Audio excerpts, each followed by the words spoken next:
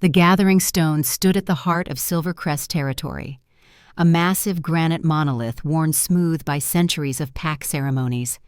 Tonight, torches ringed the ancient rock, their flames casting dancing shadows across the faces of nearly 200 wolves gathered in human form. Alara Hayes stood at the edge of the crowd, her thin shawl pulled tight against the autumn chill.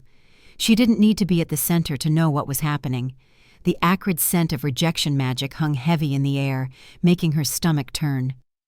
"Another one bites the dust," someone whispered behind her, followed by cruel laughter. Alara kept her eyes fixed on the ground, counting the pebbles at her feet. 1, 2, 3.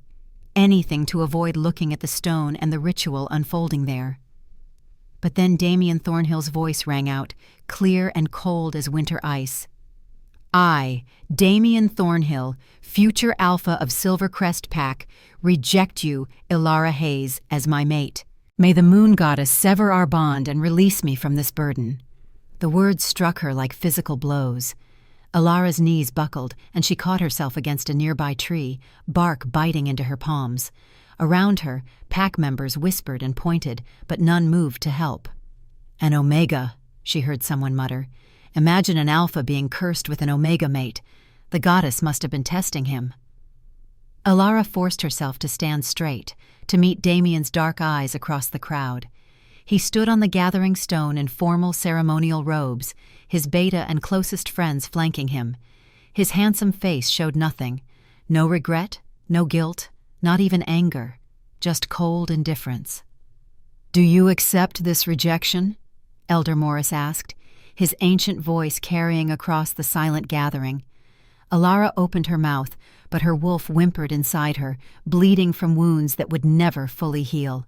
The partial bond between them, formed the moment they'd turned 28 just days ago, was already beginning to fray like rotted rope. Her voice cracked. She cleared her throat and tried again. "I accept." The words tasted like ash. The moment they left her lips, something inside her chest tore. The fragile golden thread connecting her to Damien snapped with an almost audible crack, and Alara gasped as pain flooded through her. The crowd erupted in approving murmurs. Damien stepped down from the stone without a backward glance, already moving toward Vanessa Ashcroft, the beta's daughter who'd been warming his bed for months. The beautiful she-wolf draped herself over his arm, shooting Alara a triumphant smile. "Pathetic," Vanessa's voice carried clearly. "Imagine thinking an Omega could ever be worthy of an Alpha." Laughter followed Alara as she stumbled away from the gathering, her vision blurred with unshed tears. She wouldn't give them the satisfaction of seeing her cry. She'd save that for later, alone in the tiny cabin at the edge of Packlands that she shared with her ailing grandmother. The forest welcomed her with familiar shadows and the scent of pine. Alara walked without direction, letting her feet carry her deeper into the woods, away from the torches and the celebration that would inevitably follow. Damien was free now, free to choose a proper mate, and the pack would drink and dance in honor of his good fortune. Silvercrest had not always been this way. In her grandmother's stories, Omegas were once respected for their healing abilities and peacekeeping nature. But under the Thornhill leadership, things had changed. Power became the only currency worth having, and those without it, like Omegas, became little more than servants, their traditional roles forgotten. As she walked, memories of her childhood surfaced. Her father had been a respected hunter, fierce and loyal, who died protecting the pack from a rogue attack when she was just 7. Her mother, an Omega with unusual healing talents, had been executed 3 years later, accused of witchcraft, when several pack members died, despite her attempts to save them from a mysterious illness. Only her grandmother Eleanor had been left to raise her, teaching her about herbs and the old ways, whispering stories of times when the moon goddess walked among wolves. Alara's hand moved unconsciously to the silver moon pendant hanging around her neck, her mother's final gift. It was simple silver with a small moonstone in the center, nothing fancy, but it was all she had left of the woman who had sung her to sleep and taught her that being an Omega was a blessing, not a curse. "Your bloodline is special," Eleanor would tell her. "We descend from those first touched by the moon goddess herself, One day, you might understand what that means. Now, alone in the darkness with rejection burning through her veins, Alara wondered if she'd ever understand anything at all. She didn't know how long she walked before she heard it, a soft, pained whimper cutting through the night sounds. Alara froze, her Omega instincts immediately alert. That sound, it was young, wounded, desperate. She followed it to a small clearing where moonlight pooled like liquid silver. There, half hidden beneath a fallen log, lay a wolf pup. But not just any pup. Even from several feet away, Alara could see this was no ordinary wolf. Its fur shimmered with an ethereal quality, silver-white streaked with threads of gold. Blood matted its coat, and one of its small legs bent at an unnatural angle. Along its spine, strange black markings pulsed faintly, like a heartbeat. "Oh, goddess," Alara breathed, dropping to her knees beside the creature. The pup's eyes fluttered open, brilliant amber that seemed to glow with inner light. It whimpered again, trying to crawl toward her despite its injuries. Alara's heart clenched. She reached out carefully, letting the pup scent her hand before touching it. "Shh, little one. I've got you." Behind her, branches snapped. Alara turned to find 3 pack members emerging from the tree line, Jason, Marcus, and Cole, all from Damien's inner circle. "Well, well," Jason drawled, his lips curling. "The rejected Omega crying in the woods. How pathetic." "There's a pup here," Alara said urgently, turning back to the injured creature. "It needs help. It needs a healer." "That's not pack," Marcus interrupted, moving closer to peer at the pup. His eyes widened slightly. "Look at its markings. That's not from Silver Crest." Alara carefully scooped the pup into her arms, cradling it against her chest. "It's hurt. It's a child." Cole laughed, the sound ugly in the peaceful night. "It's a rogue pup, probably diseased. Best to leave it for the scavengers." "Or put it out of its misery," Jason added, reaching for the knife at his belt. Alara's wolf snarled inside her, and she backed away, clutching the pup tighter. "No, I won't let you." "Won't let us?" Marcus stepped forward, his dominance as a high-ranking wolf pressing against her Omega senses. "You don't give orders, Hayes. You're nothing. An Omega without a mate, without a place. The kindest thing Damien ever did was reject you." The pup whimpered against her chest, its small body trembling. Alara felt something warm spreading across her shirt. More blood. It was dying. "Get out of my way," she said quietly. Jason laughed. "Or what? You'll fight us? You can barely stand after a rejection, and you want to—" Alara didn't wait for him to finish. She turned and ran.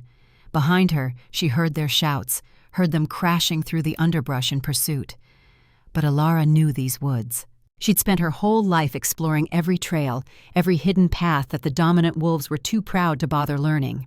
As she ducked under a low-hanging branch, she caught a glimpse of Reed, a childhood friend now serving in Damien's guard, watching from the shadows. Their eyes met for a brief moment, and something passed between them. He nodded almost imperceptibly, then deliberately knocked over a stack of firewood nearby, creating a distraction that allowed Alara to slip away. She ducked under low branches, leaped over roots, her Omega speed surprising even herself. The pup's heart beat against hers, weak but steady. "Hold on," she whispered. "Just hold on." The sounds of pursuit faded. Alara didn't stop running until she reached the stream that marked the eastern boundary of Silvercrest lands. She splashed across it, technically leaving pack territory, but she didn't care. The small cave on the other side had been her secret place since childhood. Alara ducked inside, finally allowing herself to collapse against the cool stone wall.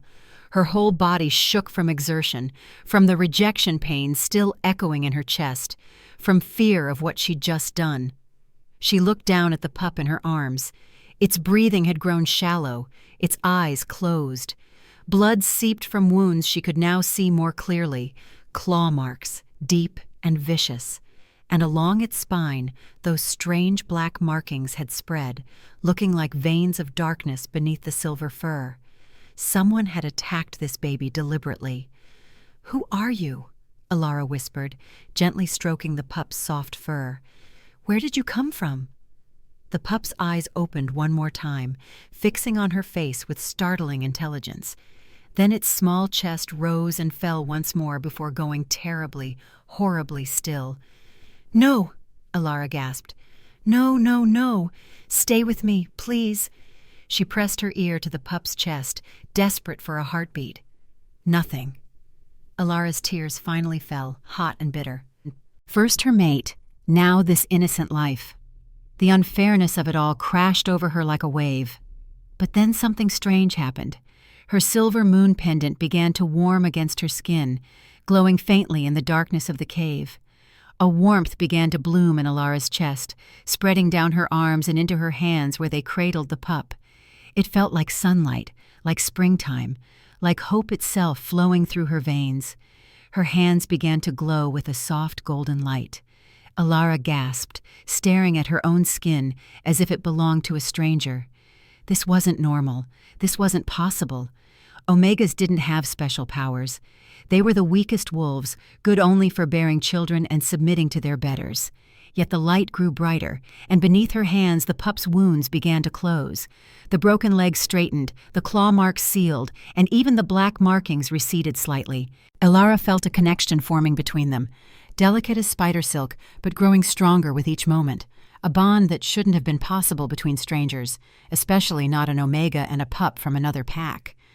What Alara didn't know, what she couldn't see from her position deep in the cave, was the massive figure standing in the shadows at the cave's entrance. Alpha King Marcus Blackthorn had been tracking his stolen son for 3 days across hostile territory. He'd picked up the pup's scent at the border, followed it into Silvercrest lands despite the risk, and he'd been mere moments behind when he heard the Omega's pursuers, when he'd watched her protect his child with a ferocity that should have been impossible for her rank. Now he stood frozen, his winter blue eyes fixed on the glowing Omega cradling his son. She was using magic, healing magic, and his son, who'd been dead mere seconds ago, took a shuddering breath. Marcus's wolf stirred inside him with sudden, fierce interest. "Mine," it whispered. "Ours." Alara's hands stopped glowing as suddenly as they'd started, the golden light fading like the last rays of sunset.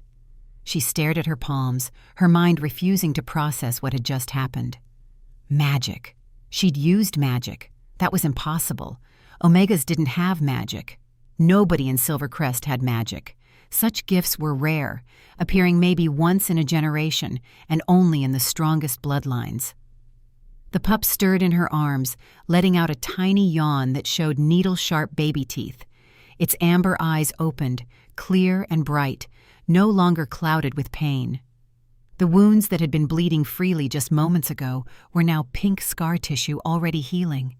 Even the strange black markings had faded, though they hadn't disappeared entirely. "You're alive," Alara whispered, her voice breaking. "You're actually alive." The pup licked her hand with a surprisingly rough tongue, then nuzzled against her chest as if seeking warmth. Alara wrapped her shawl around the small creature, her mind racing. What had she done? Where had that power come from? And more importantly, what would happen if anyone found out? Her grandmother's warnings echoed in her memory. "Our family has always been different, child.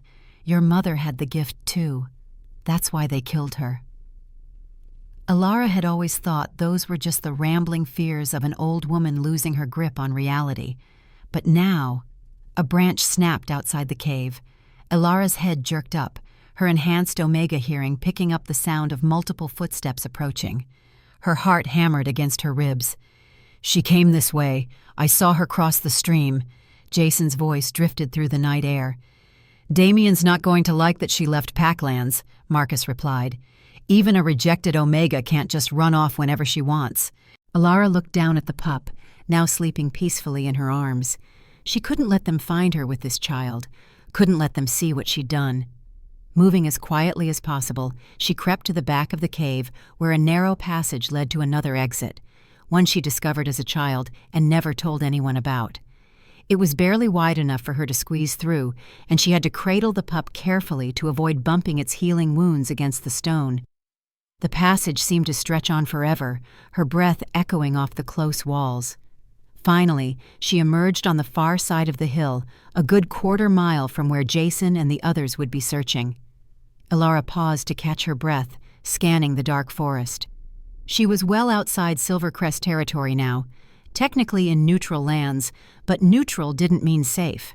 Rogue wolves and other predators roamed these areas, and she had no pack to protect her anymore. The pup whimpered, and Elara realized with a jolt that she could feel its emotions: fear, confusion, hunger. The sensation was faint but unmistakable, like a whisper in the back of her mind. "Another impossibility," she muttered. "What's one more?" She started walking, heading north toward the only place she could think of that might offer safety, the old healer's cottage where her grandmother had been born. It had stood empty for years, abandoned after her great-grandmother's death, but it was shelter, and more importantly, it was far from Silvercrest. The forest grew denser as she walked, moonlight struggling to penetrate the thick canopy above. Elara's Omega night vision helped, but she still stumbled over roots and branches. The pup grew heavier in her arms with each step, though it couldn't weigh more than 10 pounds. An hour passed, then 2. Elara's feet ached, her arms burned, and the rejection pain in her chest had settled into a constant throbbing ache. But she pushed on, driven by an instinct she didn't fully understand. She had to protect this pup, had to keep it safe. As dawn began to break, painting the sky in shades of pink and gold, Elara finally spotted the cottage. It looked exactly as she remembered from her one childhood visit, small and slightly crooked, with ivy climbing the stone walls, and a garden long since overgrown with wildflowers. "Home," she breathed, though she'd never lived here. "We made it." She approached the door carefully, testing the old wood. It swung open with a protesting creak, revealing a single room with a fireplace, a small bed, and shelves lined with dusty jars and bottles. Elara laid the pup gently on the bed, which at least had been covered with a protective sheet. The little creature immediately curled into a ball, its sides rising and falling with deep, steady breaths. "Sleep, little one," Elara murmured, brushing her fingers over its silky fur. "You're safe now." And she turned to assess her new sanctuary. The cottage was surprisingly intact. The roof looked solid, and the windows, though dirty, were unbroken.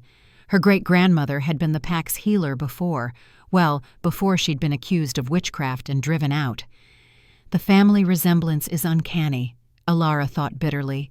She was examining the jars on the shelves. Most contained dried herbs, still somehow preserved, when a sound outside froze her blood. Footsteps, heavy, deliberate, circling the cottage. Elara's wolf stirred nervously. That wasn't Jason or his friends. This was something else, something much more dangerous. A shadow fell across the doorway, and Elara spun around to find herself face to face with the largest man she'd ever seen. He stood well over 6 feet tall, with broad shoulders that nearly filled the doorframe. His hair was black as midnight, shot through with silver at the temples, and pulled back from a face that could have been carved from granite. A jagged scar ran from his right temple to the corner of his mouth, evidence of a battle long past. But it was his eyes that captured her attention, winter blue and blazing with an intensity that made her Omega instincts scream at her to submit. This was an alpha. Not just any alpha. The power radiating from him was unlike anything she'd encountered before, ancient and primal and absolute. He wore no crown, but Elara knew without being told that she was in the presence of royalty. "You," he said, his voice a deep rumble that seemed to vibrate through her bones. His gaze moved past her to the pup sleeping on the bed. "You saved him." Elara's mind raced. Him? So this stranger knew the pup. "Who are you?" she managed to ask, though her voice came out barely above a whisper. The man's eyes returned to her face, and something flickered in their glacial depths. Surprise, perhaps, or recognition. "I am Marcus Blackthorn," he said, "Alpha King of the Northern Territories." His gaze intensified. "And that pup you're protecting is my son." The world tilted beneath Elara's feet. Alpha King. She'd saved the Alpha King's son. "He was dying," she heard herself say. "I couldn't just leave him." "No," Marcus agreed, taking a step into the cottage. Alara fought the urge to back away, to bare her throat in submission. "You couldn't, even though he's not your pack, even though helping him put you at risk." He moved closer, his frost-colored stare never leaving her face. "Why?" "Because it was right," Alara said simply. Something changed in Marcus's expression. His features softened almost imperceptibly. He opened his mouth to respond when suddenly the pup, Leo, she realized now, let out a sharp cry of pain.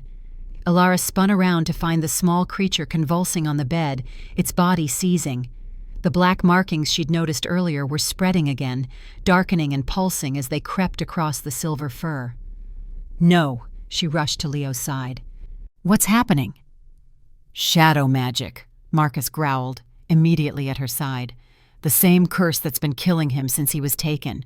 Your healing slowed it, but it's still in his system." Leo's breathing grew labored, each breath a rattling wheeze. His amber eyes opened, fixing on Alara's face with desperate recognition before rolling back. "He's dying," Marcus said. And for the first time, Alara heard raw emotion in his voice. "The poison is too strong." Alara looked down at the pup, at the innocent life fading before her eyes, then at her hands, which had glowed with golden light just hours before. She didn't understand her power, didn't know where it came from or how to control it, but she knew she couldn't watch this child die. Her pendant warmed against her skin again, and instinctively, Alara grasped it. As her fingers closed around the silver moon, a memory surfaced. Her mother standing over a gravely injured packmate, her hands glowing as she drew the poison from a rogue's bite. "Focus on the darkness," her mother had whispered. "See it, name it, command it to leave." "Move," she said to Marcus, surprised by the authority in her own voice. The Alpha King's eyes widened in shock, an Omega ordering him. But after a heartbeat, he stepped aside. Alara placed her hands on Leo's chest, closed her eyes, and reached for that warmth inside her, for the light that had saved him once before. "Please," she prayed to the moon goddess, "please, let me save him." Her hands began to glow. Behind her, she heard Marcus's sharp intake of breath, felt his intense gaze burning into her back. But Alara focused on Leo, on the shadow magic she could now sense spreading through his small body like black veins. She imagined her light chasing that darkness, burning it away, healing what had been broken. But the shadow magic fought back. It was sentient somehow, alive with malevolent purpose. It retreated from her golden light, only to surge forward again, stronger than before. Alara pushed harder, pouring more of herself into the healing, but the darkness was winning. Then, from deep inside her, from some ancestral memory or instinct, came new knowledge. Her golden light wasn't enough. She needed something stronger, something purer. Alara reached deeper, past the healing magic to something ancient and powerful that had been sleeping in her blood for generations. The pendant at her throat flared with blinding intensity. The light that burst from her hands this time was no longer golden, but pure white, like concentrated moonlight. It didn't just push against the shadow magic. It consumed it, burning through the black veins like fire through paper. Alara felt herself falling, felt her consciousness slipping away as she poured everything she had into saving Leo. Distantly, she heard Marcus calling her name, felt strong arms catching her, but she couldn't stop. The shadow magic fought back, tried to latch onto her instead. Alara felt it crawling up her arms like ice, felt it trying to corrupt her own magic. Then suddenly, warmth flooded through her, different from her own power. It felt wild and primal, like winter storms given form. Marcus had placed his hands over hers, and his power, the ancient magic of the northern royals, was flowing into her, strengthening her. Together, they destroyed the last of the shadow curse. Leo took a deep, shuddering breath. The black markings vanished completely, and Alara collapsed into darkness. but not before she felt Marcus's lips brush her forehead and heard his whispered words, filled with wonder and something that might have been fear. "Moonchild. You're a moonchild." What Alara couldn't know as consciousness slipped away was that Marcus wasn't just looking at her with awe. He was looking at her with recognition, because in that moment when their powers joined, when their magic flowed together, he'd seen a vision, a prophecy that had been passed down through generations of Blackthorn kings. When darkness threatens all the packs, the flame of the north will join with the light of the moon, and a new age will begin. The prophecy his mother had warned him about, the prophecy that had driven enemies to steal his son, hoping to prevent it, the prophecy that was now, undeniably, coming to pass.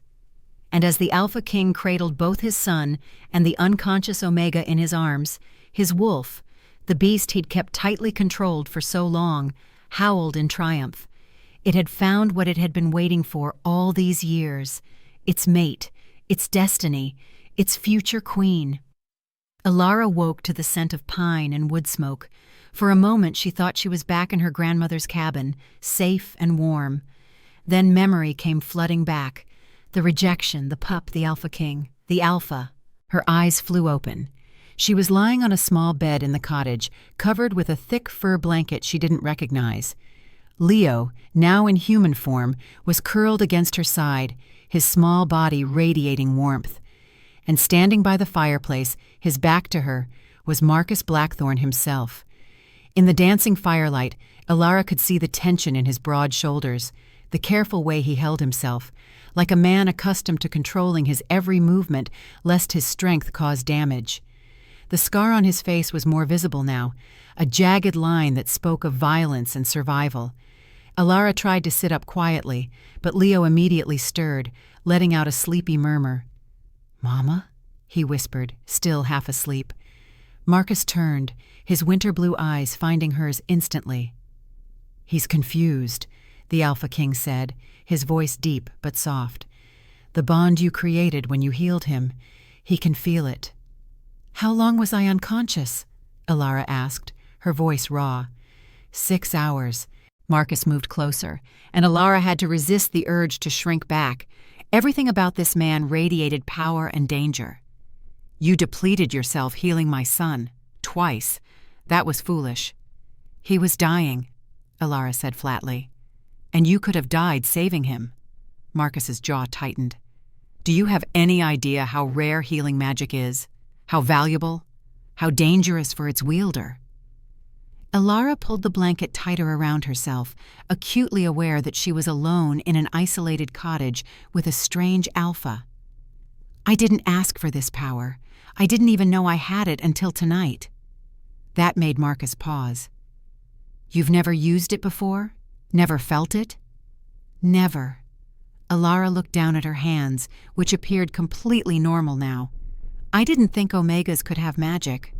"They can't," Marcus said quietly, "which means you're not just an Omega, you're a moonchild." Before Alara could respond, Leo stretched and yawned, his amber eyes blinking open.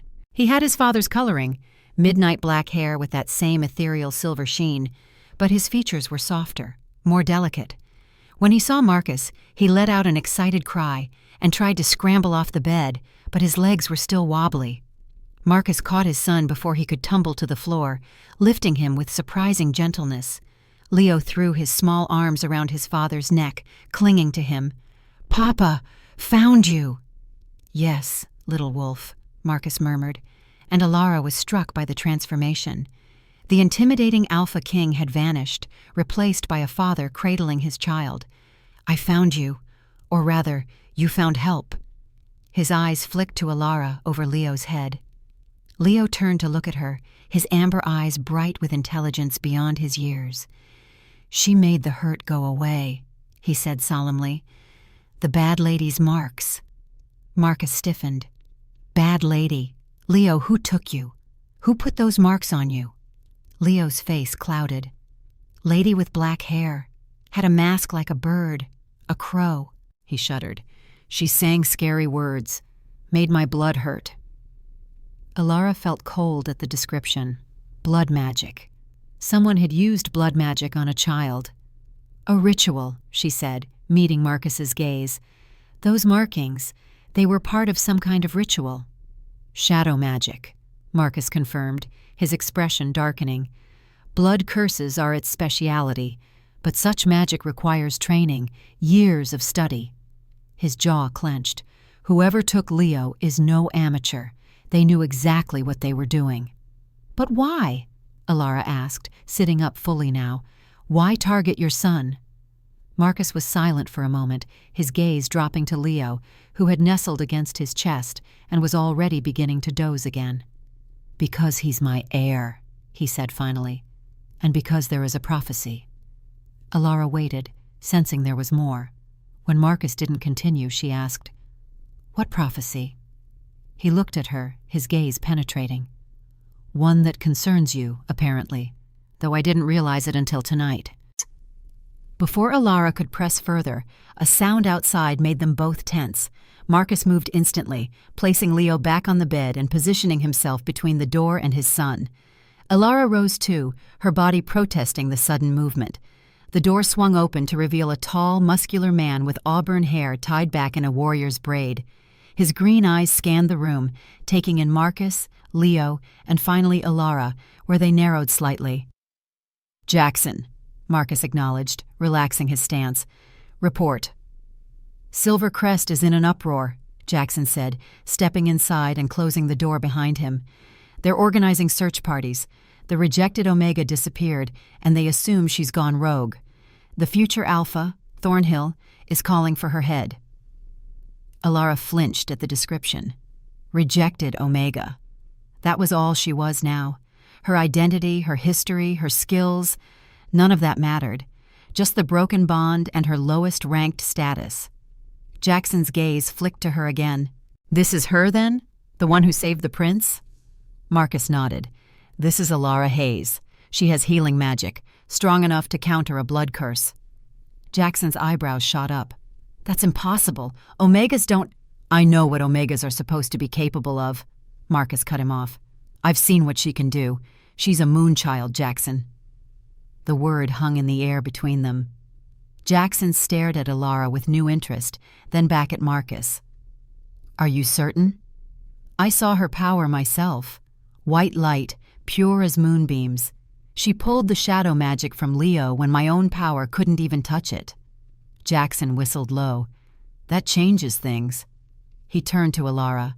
No wonder Thornhill wants you back. If he realizes what you are— He doesn't, Alara interrupted. No one in Silvercrest knows. I didn't know myself until tonight. She looked between the two men. What exactly is a moonchild? I've heard stories, but— Legends, Jackson supplied. Tales of Omegas blessed by the moon goddess herself, healers of extraordinary power, peacekeepers, sometimes prophets.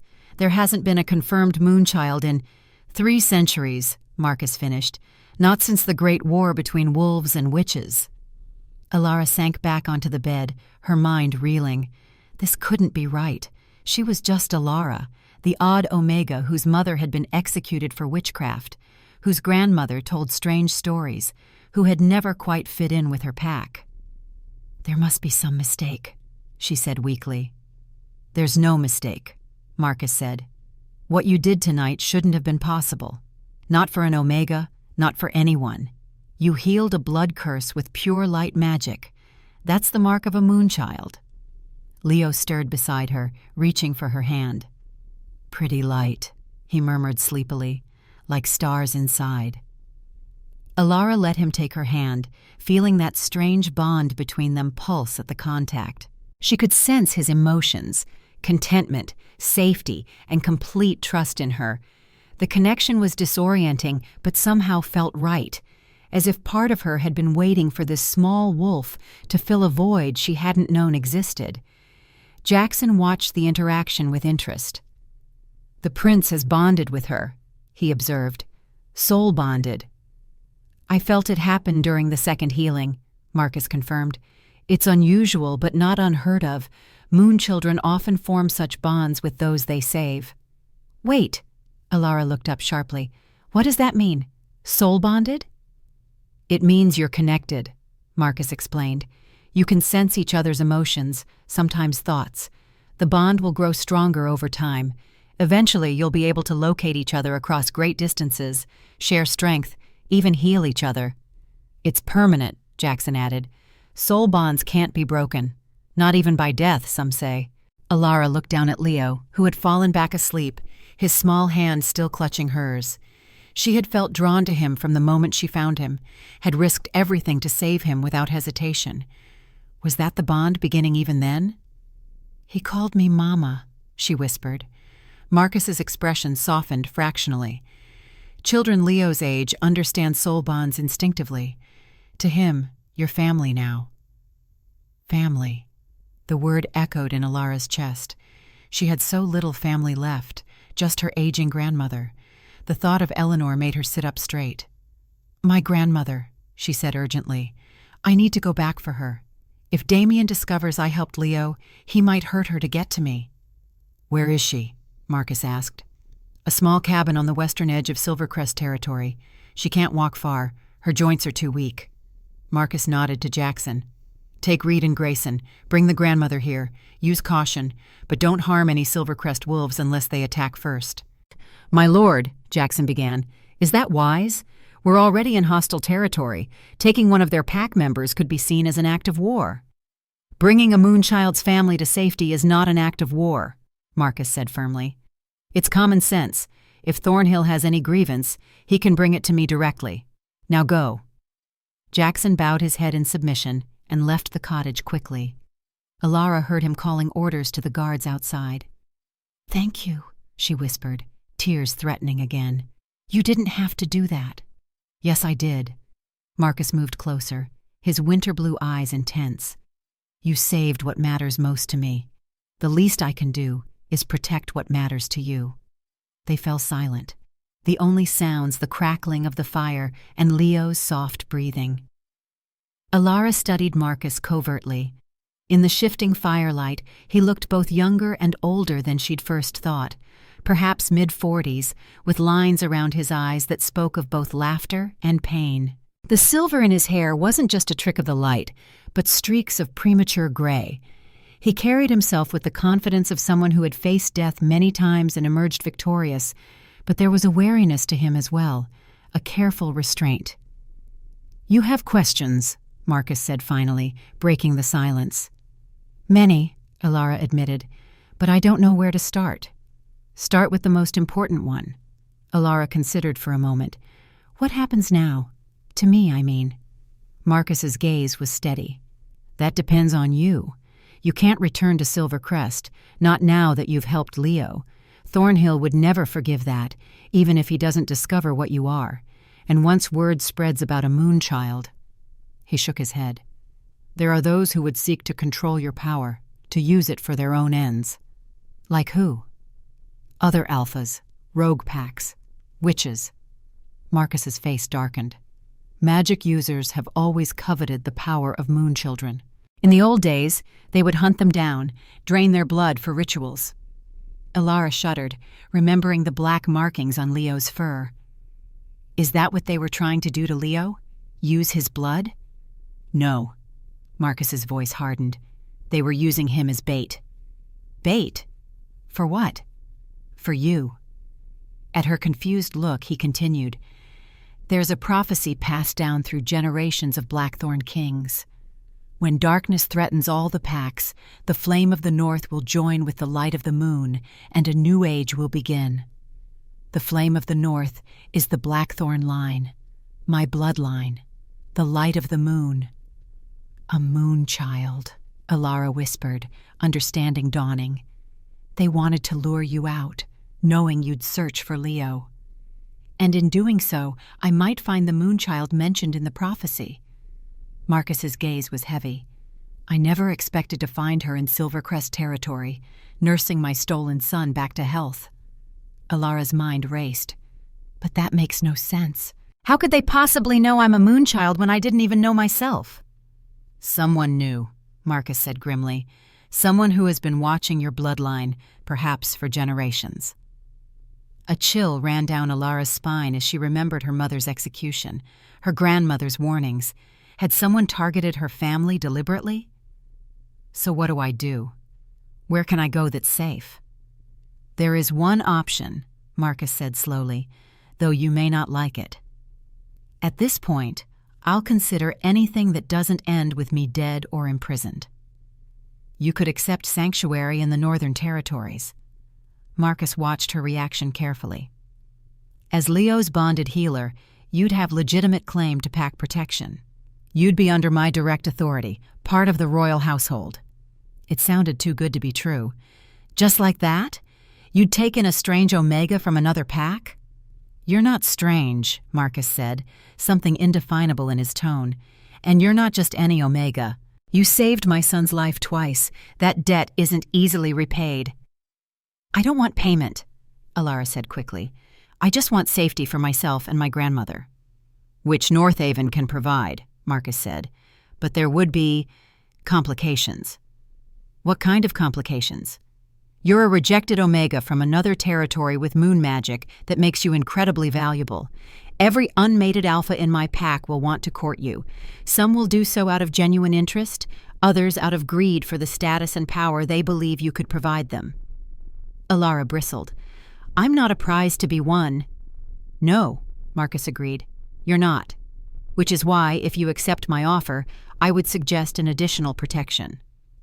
What kind of protection? Marcus seemed to choose his words carefully. A claiming mark, not a mating mark, he clarified quickly, but a guardian's mark. It would identify you as under my personal protection. No one in the Northern Territories would dare harm you, and other alphas would know you're not available for aggressive courtship. It would look like we're mates, Alara realized. No, Marcus corrected. It would look like you're under my protection. There's a difference. Mates mark each other's necks on the mating spot. This would just be a claim of guardianship on your shoulder. Alara studied his face, trying to read his expression. Why would you do this? Risk the political complications? Because you saved my son, Marcus said simply. Then he seemed to struggle with the next words. And because my wolf won't let me leave you unprotected. You're important to Leo, which makes you important to me. It wasn't a declaration of love or desire, but it was honest, and somehow that meant more than pretty words ever could. Okay, Alara said quietly. I accept. Marcus's eyes widened slightly, as if he hadn't expected her to agree so easily. You understand what this means? You'd be leaving everything behind. Your old pack, your old life. I don't have an old life anymore, Alara said. Damien made sure of that when he rejected me, and honestly, she looked toward the door where Leo had disappeared. Your son showed me more kindness in 5 minutes than my pack did in 28 years. If that's what the Northern Territories is like, then yes, I want in. Something fierce and satisfied crossed Marcus's face. He moved closer, close enough that Alara could feel the heat radiating from his body. This will hurt, he warned, and once it's done, we'll be connected. Not like mates, but you'll be able to sense me, and I'll be able to sense you. Is that acceptable? Alara's pulse raced, but she nodded. Yes. Then bare your shoulder.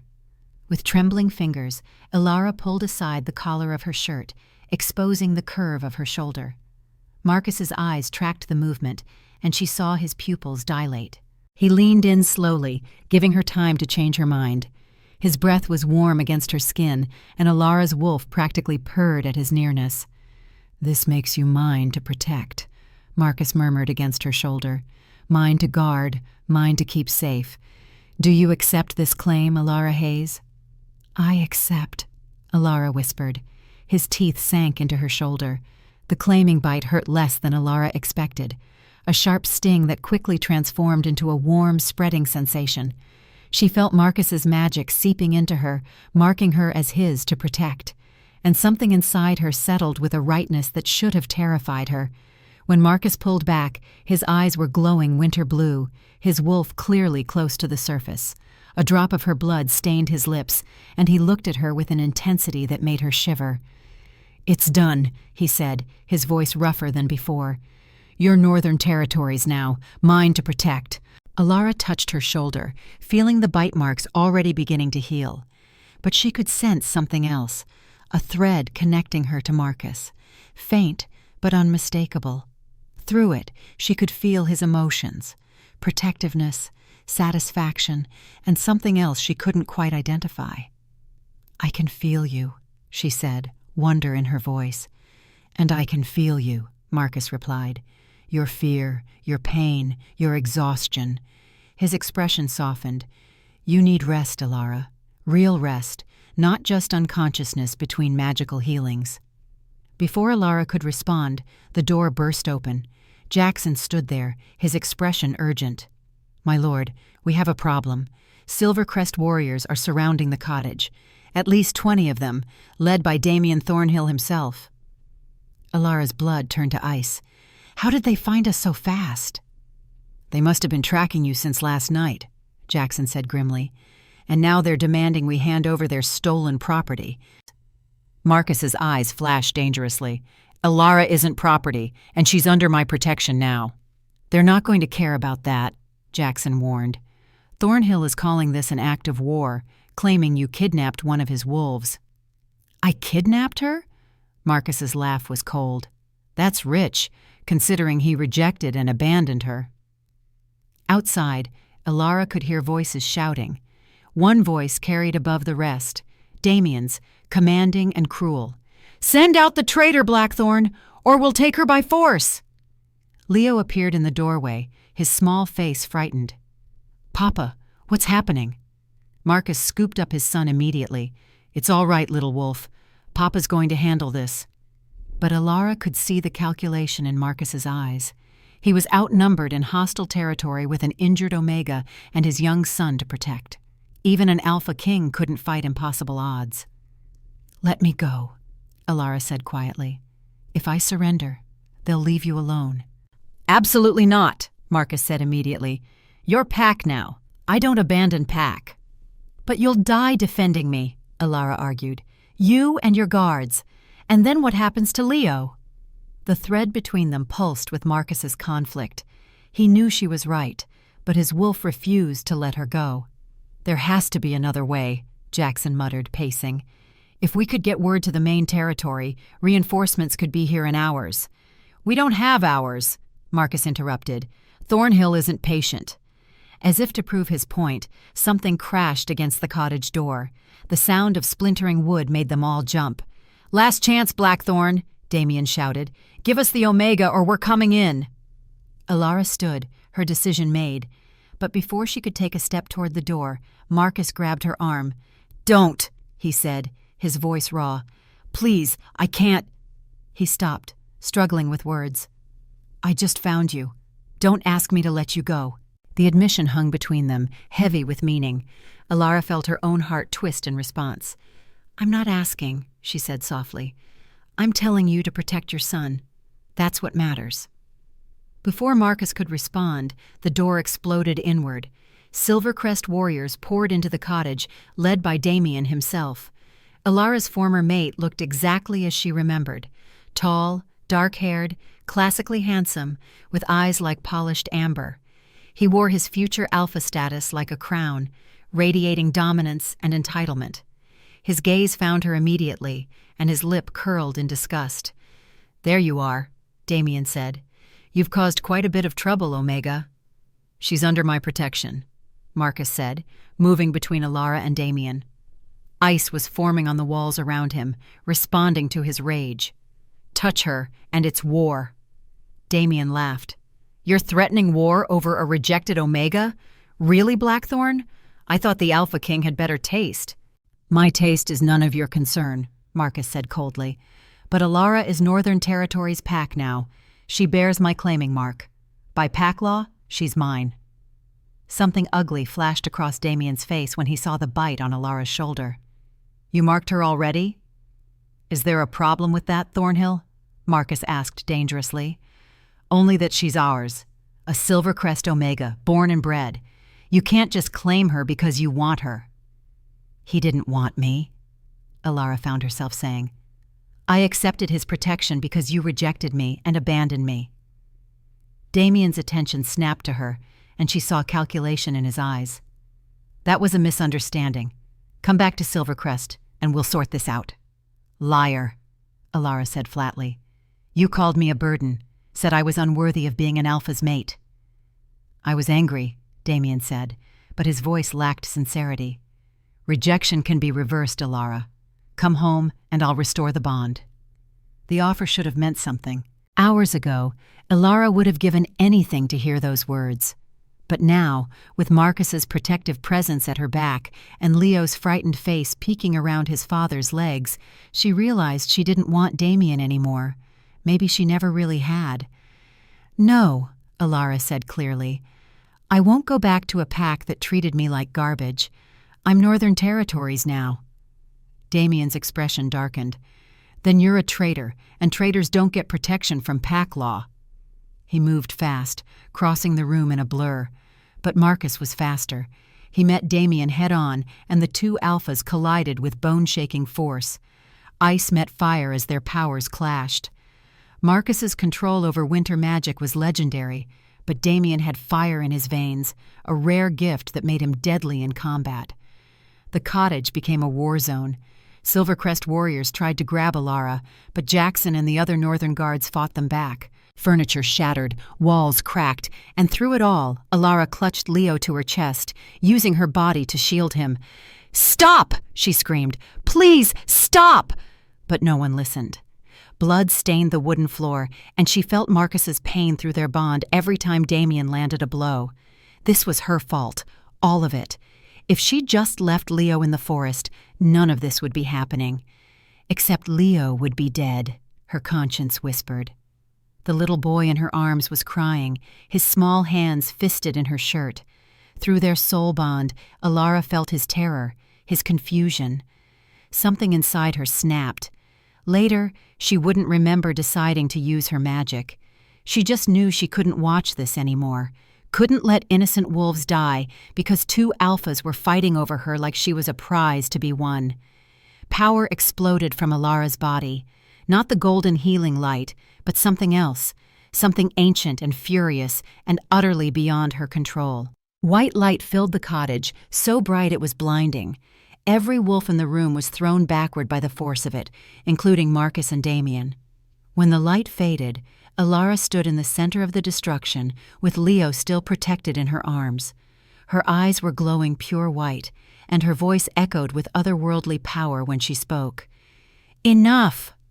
The words seemed to shake the very foundations of the cottage. Every wolf present felt the weight of dominance rolling off her, not alpha dominance, but something older, something that made even Damien drop to his knees instinctively. "She's not just an Omega," someone whispered. "She's a moonchild."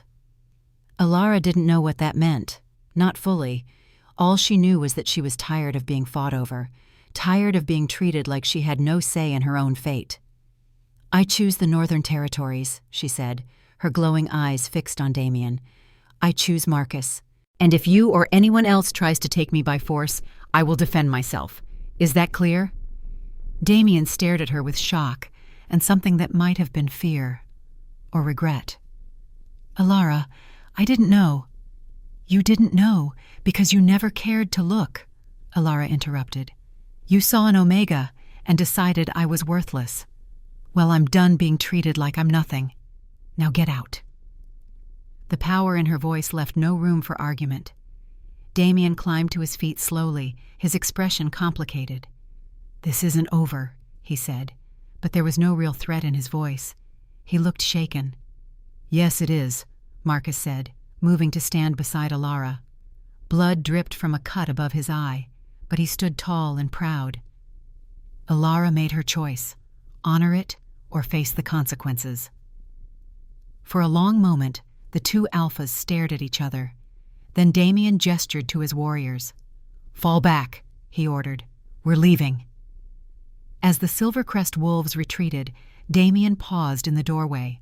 He looked back at Alara one last time. "I was a fool," he said quietly. "I see that now. But don't think this makes you safe, Alara. There are forces at work that neither of us fully understands yet. Watch your back." Then he was gone, and the cottage fell silent except for Leo's sniffles. Elara felt the power drain from her all at once. Her legs buckled, and Marcus caught her before she could fall. "I've got you," he murmured, lowering them both to the floor.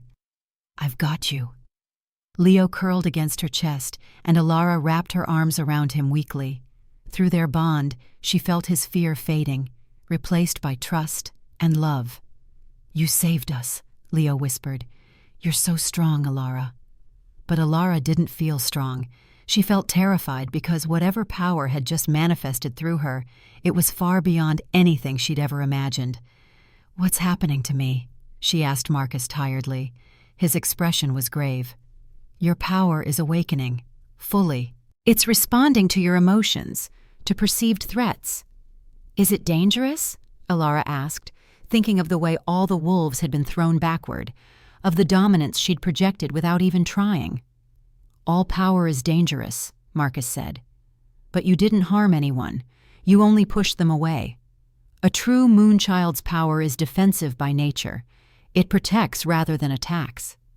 He brushed hair back from her face gently. "You need training, control, which is another reason to come to Northaven. We have elders there who remember the old ways, who might be able to guide you." Elara nodded, too exhausted to argue further. "What about my grandmother? Damien knows what I am now. He might try to use her against me." "Jackson and the others will bring her safely to us," Marcus assured her. "We'll leave as soon as they return.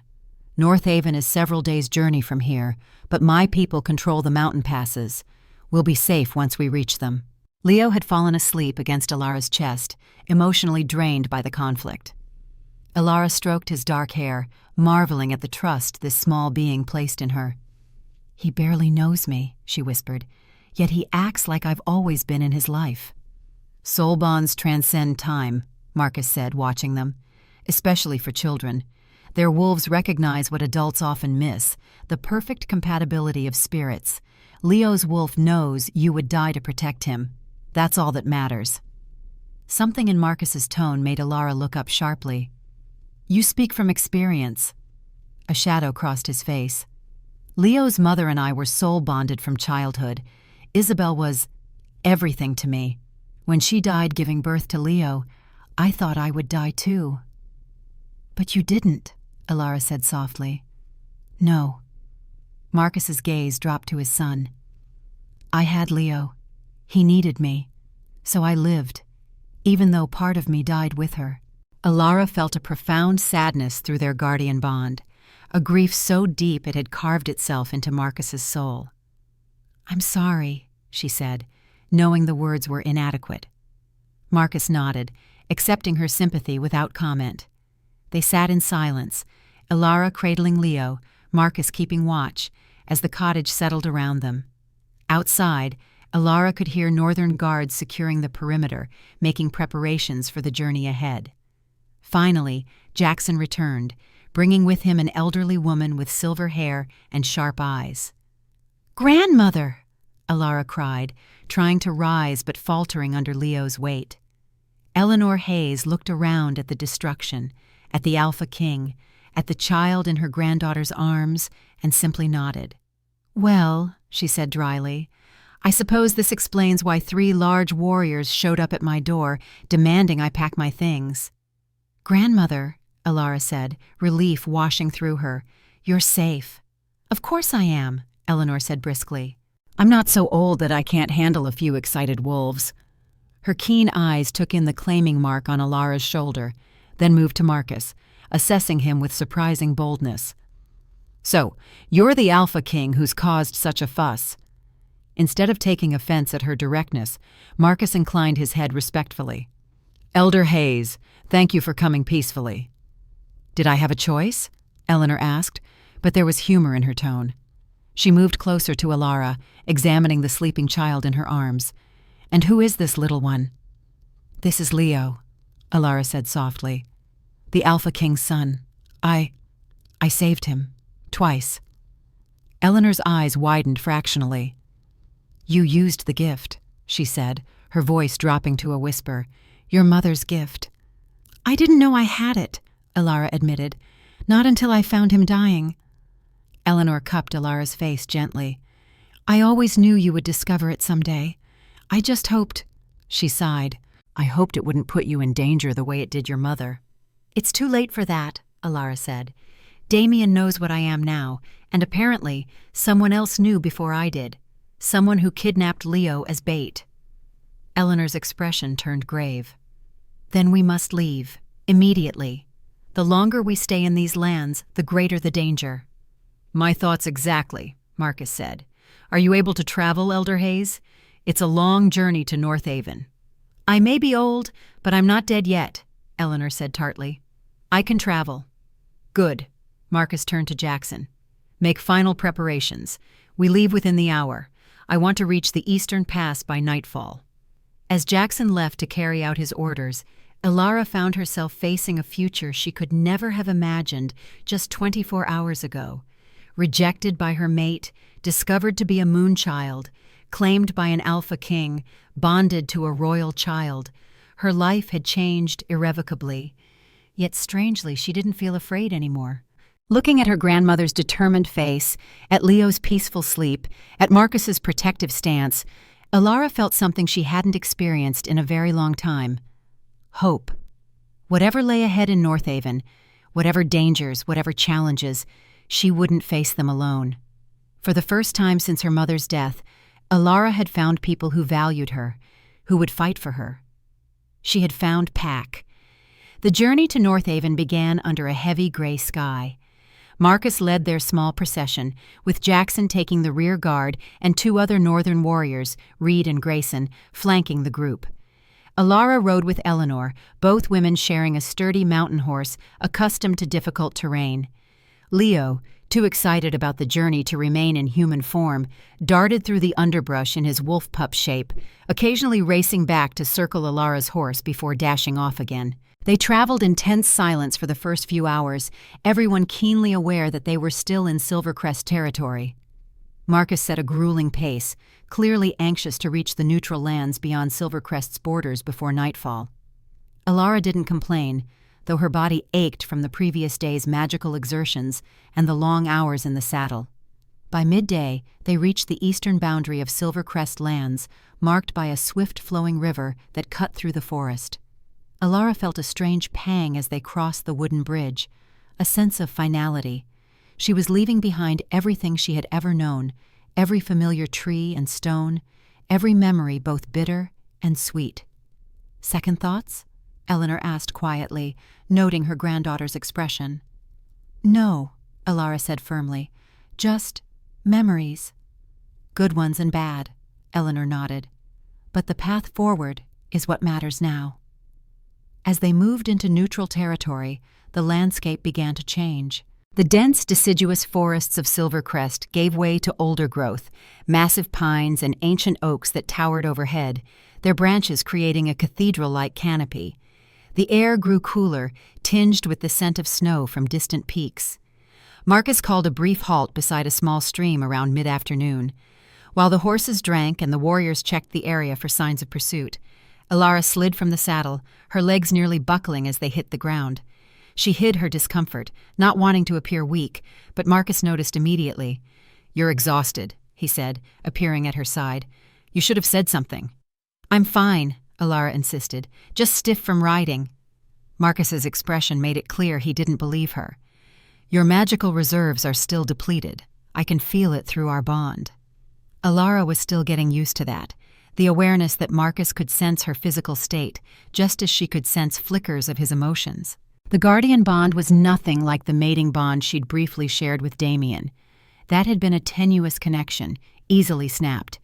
This felt more substantial, a golden thread woven with purpose and strength. "We can't afford to slow down," she reminded him. "Damien might still be following." Marcus's jaw tightened. "Let him try. We're beyond his territory now, and approaching mine." Leo bounded up to them, shifting mid-leap from wolf to human form. The transition looked like watching water flow upward. Where the wolf pup had been now stood a small boy with silver-streaked dark hair and amber eyes. He was wearing clothes now, a simple tunic and pants that Jackson must have packed for him. "Alara!" Leo threw himself at her legs, nearly toppling her. "I found rabbit tracks and deer scat and a snake skin." Despite her exhaustion, Elara laughed, steadying herself on the boy's shoulders. That sounds like quite an adventure. Papa says we're almost to the mountain path, Leo continued excitedly. And then we'll see the great waterfall and the stone wolves. Stone wolves? Elara questioned, looking at Marcus. Sentinels, he explained. Ancient carvings that mark the entrance to northern lands. They're said to have been created by the first Blackthorn Alpha as guardians for our territory. Eleanor approached them, leaning heavily on a walking stick Jackson had fashioned for her. I've heard tales of those sentinels, she said. They say they come to life during times of great danger to protect the Blackthorn line. Marcus inclined his head respectfully. That's the legend, yes, though none living have seen such a thing. Legends often contain kernels of truth, Eleanor said, her eyes twinkling, especially those concerning the old magic. Leo tugged at Elara's hand. You should ride with Papa now, he announced with a child's directness. Grandmother Eleanor can ride with Jackson. Elara felt heat rise to her cheeks. Leo, that's not... An excellent suggestion, Eleanor interrupted, looking far too amused. These old bones would appreciate a stronger back to lean against, and Jackson's mount seems particularly steady. Before Elara could protest further, the matter was settled. Jackson, looking somewhat bemused, helped Eleanor onto his horse, while Marcus approached Elara with an unreadable expression. If it would make you uncomfortable, he began. No, Elara said quickly. It's fine, if you don't mind. Something flickered in Marcus's winter blue eyes. Amusement, perhaps. I don't mind. He helped her mount his massive black stallion, then swung up behind her with effortless grace.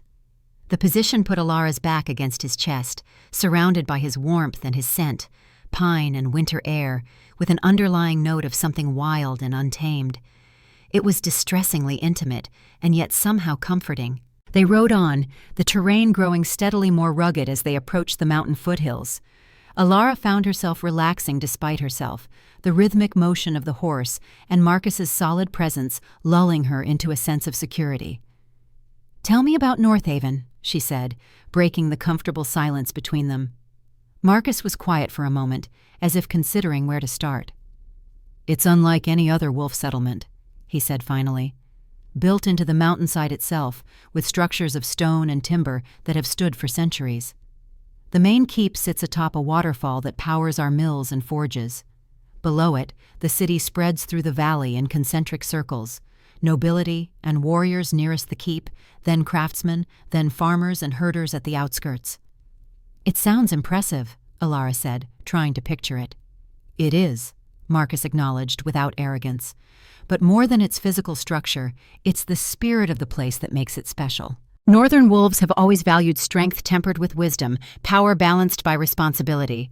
We don't share Silvercrest's views on hierarchy. Elara understood what he meant. You don't treat Omegas as lesser beings. No, Marcus confirmed. Every rank has its purpose in a healthy pack. Alphas lead and protect, betas organize and support, Omegas heal and nurture. Each is necessary, each is valued. The words were almost too good to believe after a lifetime of being told her only value lay in eventual breeding and submission. If that's true, why did Silvercrest change so much? My grandmother says things weren't always as they are now. Marcus was silent for a long moment.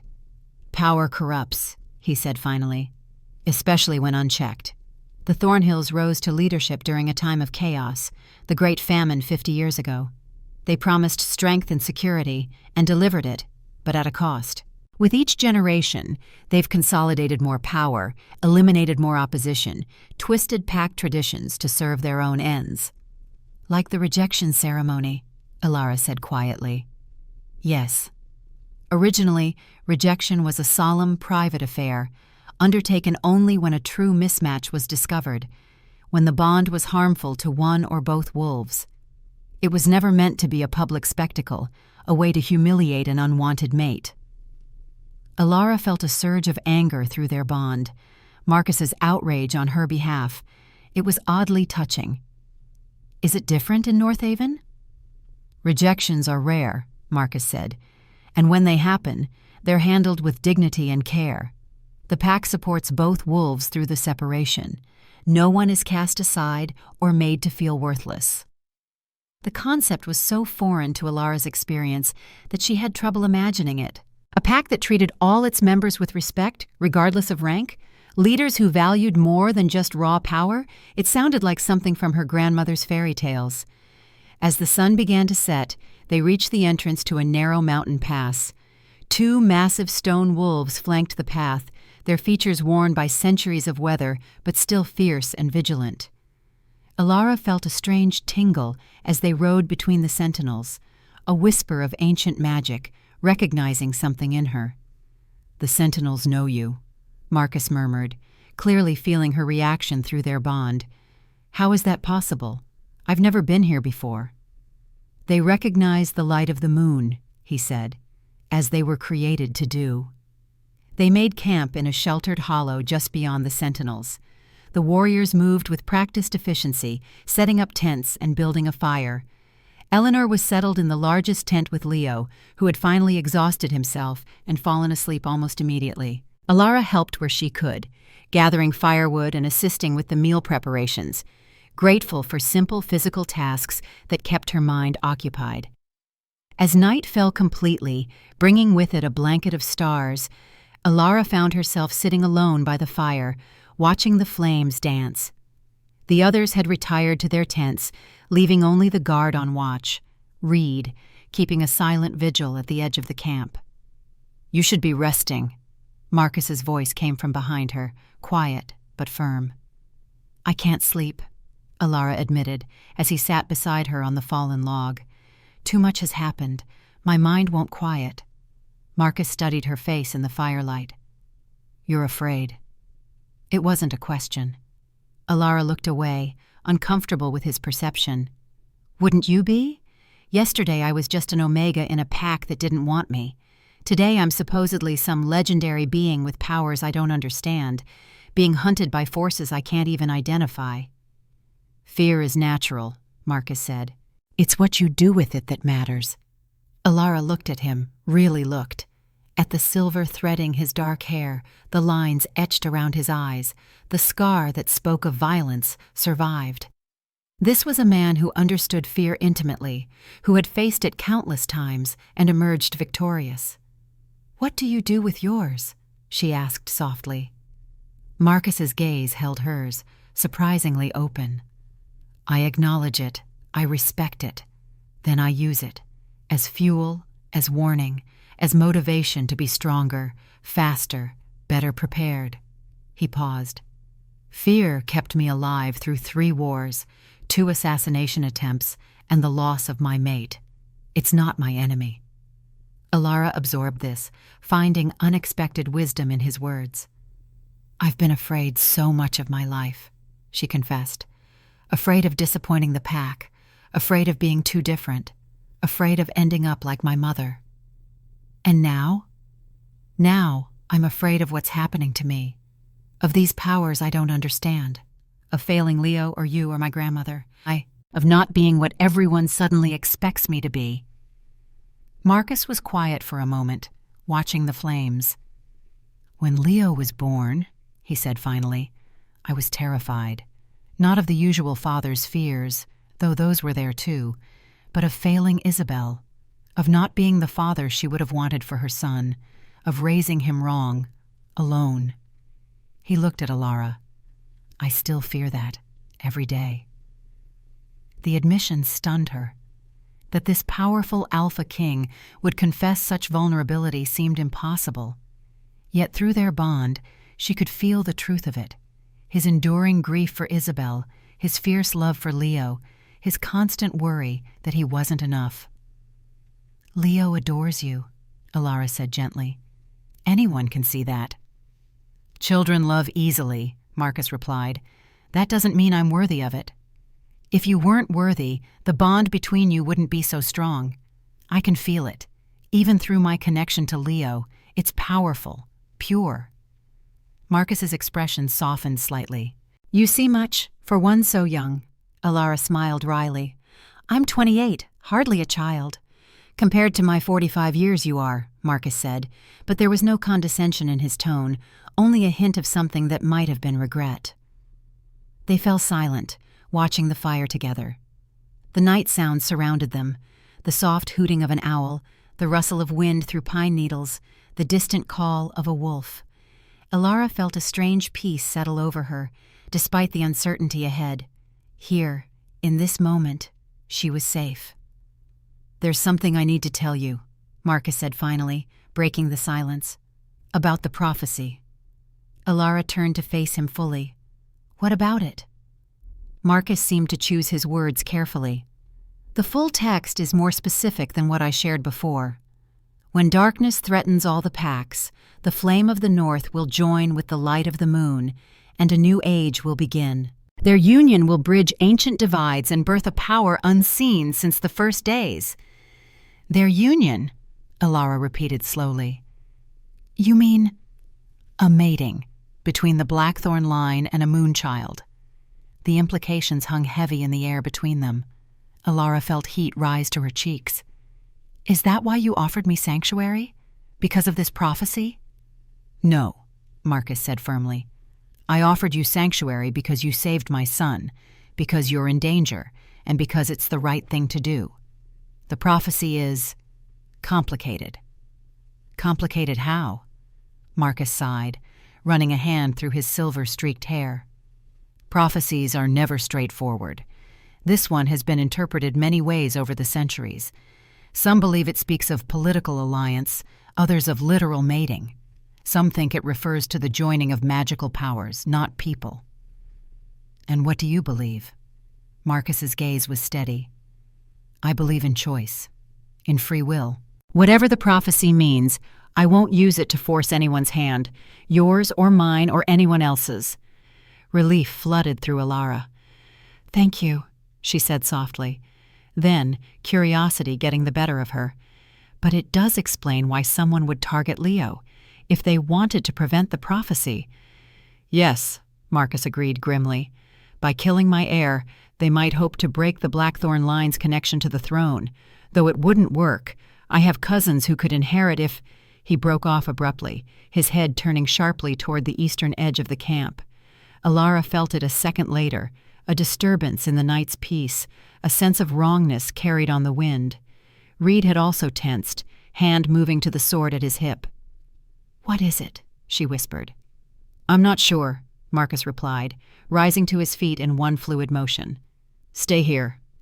He moved silently toward Reed, the two men conferring in low voices. Elara watched them, unease growing in her chest. Something was wrong. She could feel it through the guardian bond, Marcus's sharp focus and readiness for combat. Then she felt something else, a strange tugging sensation in her mind, like an echo of the connection she shared with Leo, but twisted somehow, corrupted. It felt like someone was reaching for her through a dark mirror. Elara gasped, her hand flying to her temple. The sensation was intensely uncomfortable, like fingers probing inside her skull.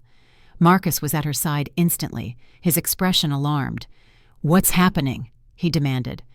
Someone trying to reach me," Elara managed, the words coming with difficulty. "Through the bond with Leo, I think." Marcus's face hardened with fury. "The blood curse. It left a trace, a connection that someone is trying to exploit." He gripped her shoulders. "Elara, listen to me. You need to block it. Imagine a wall, a shield, anything that separates you from that feeling." Elara tried, focusing on building a mental barrier, but the probing sensation only intensified. Images began flashing through her mind. A woman in a crow mask, a circle of black candles, a silver knife dripping with blood. "I can see her," Elara gasped. "The woman who took Leo." Marcus's grip tightened. "Don't look. She's using the connection to find us, to track Leo." But it was too late. The connection had locked in place, and Elara felt herself being pulled deeper into the vision. The masked woman was chanting now, her words in a language Elara didn't recognize, but somehow understood. "Blood calls to blood, light calls to darkness," the woman intoned. "Show me the child. Show me the moon child. Show me the path to their destruction." Horror filled Alara as she realized what was happening. The kidnapper was using the remnants of the blood curse to locate them, to find Leo again, and now her as well. With a supreme effort of will, Alara reached for her newly discovered power. The white light flared inside her, rushing outward along the twisted connection. But instead of breaking the link, it strengthened it, giving Alara a clearer view of the woman. She saw a face behind the mask, beautiful, cold, with eyes like chips of obsidian. She saw the woman's shock as she realized Alara could see her too. And then, most terrifying of all, she saw recognition dawn in those dark eyes. "The new moon child," the woman whispered, her voice filled with malicious delight. "At last, we meet mind to mind." "Who are you?" Alara demanded. "What do you want with Leo?" The woman laughed, the sound like breaking glass. "The prince was merely bait. It's you I've been waiting for, little light. You who will fulfill the ancient bargain." "What bargain? I don't understand." "No, you wouldn't. They've hidden so much from your kind." The woman's eyes gleamed. "But you will understand soon enough. When the blood moon rises, when the barriers between worlds thin, you will come to me, willingly or not." "Never," Alara said fiercely. "We shall see." The woman's smile was terrible in its beauty. "Ask your Alpha King about the Witch Queen's curse. Ask him what truly happened to his precious Isabel. Ask him why moon children are hunted to extinction." The connection shattered abruptly. Alara found herself back in the camp, collapsed in Marcus's arms, his face tight with worry and fury. The other warriors had gathered around them, weapons drawn, facing outward as if expecting an attack from all sides. "She's gone," Alara whispered, trembling with reaction. "She broke the connection." "What did she say to you?" Marcus demanded, his voice rough with tension. Alara looked up at him, seeing fear in those winter blue eyes, not for himself, but for her, for Leo. "She said Leo was just bait, that I was her true target." And she hesitated, then added, "She told me to ask you about the Witch Queen's curse and about what happened to Isabel." Marcus went utterly still, his face draining of color. Through their bond, Alara felt a surge of emotions so powerful they nearly overwhelmed her. Grief, rage, and beneath it all, a terrible guilt. "Marcus?" she asked uncertainly. He released her abruptly, stepping back. "We need to move, now. It's not safe here." His voice was flat, emotionless. "Jackson, break camp. Reed, wake the elder and the prince. We ride within the hour." "My lord," Jackson began, "the horses need rest, and Lady Hayes—" "We ride," Marcus repeated, his tone brooking no argument. "She found us through the blood connection. She'll send hunters next." The warriors hurried to obey, recognizing the urgency in their king's manner. Alara stood shakily, still reeling from the psychic contact. "Marcus," she said again, reaching for him. "What did she mean? Who is the Witch Queen? What happened to Isabel?" Marcus looked at her, his expression unreadable. "Now is not the time for that discussion." "When is the time, then?" Alara persisted. "That woman, whoever she is, knew things about me, about moon children. She said there was something hidden from my kind. I deserve to know what's happening." "Yes," Marcus agreed, his voice softening slightly. "You do. But not here, not now, with her powers still reaching for us." He moved closer, lowering his voice so only she could hear. "I promise you, Alara, when we reach Northaven, when you and Leo are safe behind its walls, I will tell you everything. About Isabel, about the curse, about the true history of moon children and the Northern Territories." Alara searched his face, finding sincerity despite his obvious reluctance. "I'll hold you to that promise," she said finally. "I would expect nothing less." A ghost of a smile touched his lips before his expression hardened again. "Now help Eleanor prepare for travel. The path ahead is difficult, and we must move quickly." As Alara turned to obey, she caught sight of Leo, standing at the entrance to the tent, his small face solemn with an understanding beyond his years. Through their bond, she felt his fear, not for himself, but for her. "You saw her too. he whispered when she approached. "The Crow Lady." Alara knelt before him, taking his small hands in hers. "Yes, I did. But she can't hurt you now, Leo. I won't let her." "It's not me she wants," Leo said, his amber eyes too knowing for a 4-year-old. "It's you, because of what you are." "What am I, Leo?" Alara asked gently, wondering what the child understood that she didn't. Leo looked at her with absolute certainty. "You're the one who'll save us all. That's why she's scared of you." Before Alara could question him further, Eleanor emerged from the tent, her face lined with concern. "I felt the disturbance," she said. "Dark magic, reaching across distances it shouldn't be able to cross." "You felt it too?" Alara asked, surprised.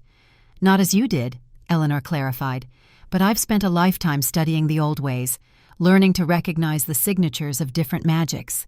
What touched our camp was shadow magic, but not like any I've encountered before. Older, deeper." "Marcus wants us to move immediately," Alara explained, helping her grandmother gather her few possessions. Eleanor nodded grimly. "He's right to be cautious. That kind of magic leaves traces, paths that can be followed. We should be far from here by dawn." As they prepared to depart, Alara found herself glancing repeatedly at Marcus, who was issuing orders with terse efficiency, his face set in hard lines. What was he hiding? What connection did Isabel's death have to the Witch Queen's curse, to Alara's own nature as a moonchild? The questions burned in her mind, but she pushed them aside, focusing on the immediate task of ensuring Eleanor and Leo were ready for the difficult journey ahead. Whatever secrets Marcus was keeping, she would uncover them in Northaven. The camp disappeared behind them as they rode into the darkness, the mountain path barely visible in the moonlight. Alara found herself once again seated before Marcus on his great stallion, Leo nestled between them, wrapped in furs against the chill night air. The child had insisted on riding with them both, and neither adult had the heart to deny him. "I'll keep you safe," Marcus murmured, his arms tightening around them both. "Both of you, whatever it takes." Through their bond, Alara felt the fierce truth of that promise, and beneath it, a dark current of dread. Marcus Blackthorne, Alpha King of the Northern Territories, was afraid, not of battle or death or physical danger, but of something else entirely. Of the past catching up with them, of history repeating itself, of losing those he had only just found. As they climbed higher into the mountains, leaving the lowlands behind, Alara made a silent promise of her own. Whatever darkness pursued them, whatever secrets waited in Northaven, she would face them with the same courage that had led her to save Leo in the first place, not because of prophecies or ancient bargains, but because it was right, because for the first time in her life she had found something worth fighting for. Northaven appeared first as a distant glimmer through the mountain mist. 3 days of hard riding had brought them to the northern slopes, where the air was thin and crisp with the promise of early snow.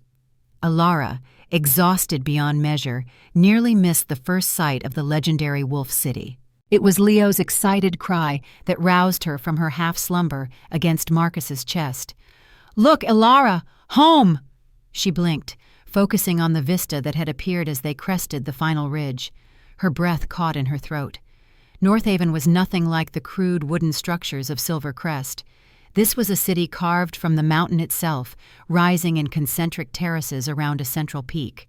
At its heart stood a massive fortress of pale granite that seemed to glow with an inner light, its towers reaching toward the heavens. A waterfall cascaded down one side of the mountain, splitting into multiple channels that wound through the city like silver ribbons. "It's beautiful," Alara whispered. "It's home," Marcus said simply, but she felt the surge of pride and relief through their bond. He was a different man now that they had reached his territory, more relaxed, more certain.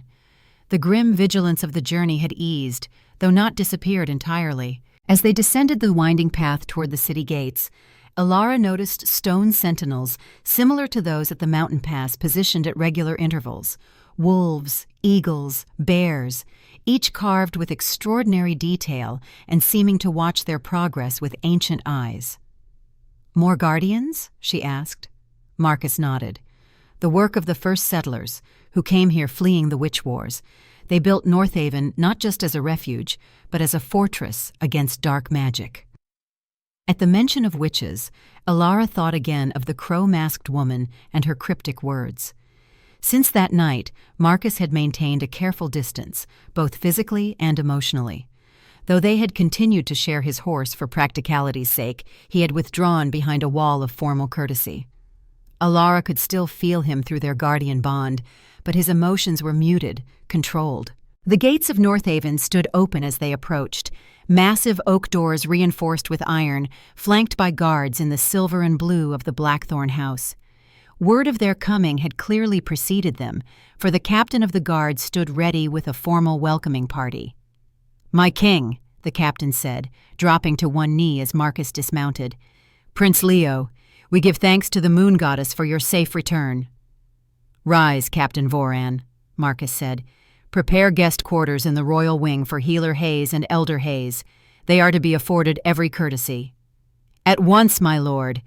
The captain's eyes flickered with interest as they passed over Alara, noting the claiming mark visible at the edge of her collar. He said nothing, but Alara could read the questions in his gaze.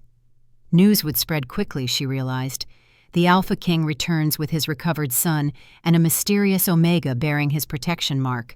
The court would be buzzing with speculation within hours. They passed through the gates into a broad avenue lined with shops and houses built of the same pale stone as the fortress. People stopped their activities to watch the royal procession, many kneeling or bowing as Marcus passed. Their gazes lingered on Alara and Eleanor, curious but not hostile. Leo, now riding with Jackson, waved happily to the people, clearly delighted to be home and enjoying his role as returned prince. "Look, Alara," he called back to her. "There's the baker who makes honey cakes, and there's the smithy where Papa had my first knife made." Alara smiled at his enthusiasm, though she felt increasingly self-conscious under the scrutiny of so many strangers. Through their soul bond, she sensed Leo's pure joy at being home, but also a thread of anxiety, a fear that this might somehow be taken away from him again. The avenue wound upward through the terraced city, eventually reaching the central fortress, the royal residence known as Frost Keep. Here, the walls were twice as thick, the guards twice as numerous. The inner courtyard bustled with activity, servants, warriors, courtiers, all going about their duties. As their party entered, a hush fell briefly before erupting into cheers. "The prince returns! Praise the moon goddess! Long live the Alpha King!" Leo beamed under the attention, but stayed close to Jackson until he spotted a regal woman descending the keep's main stairs.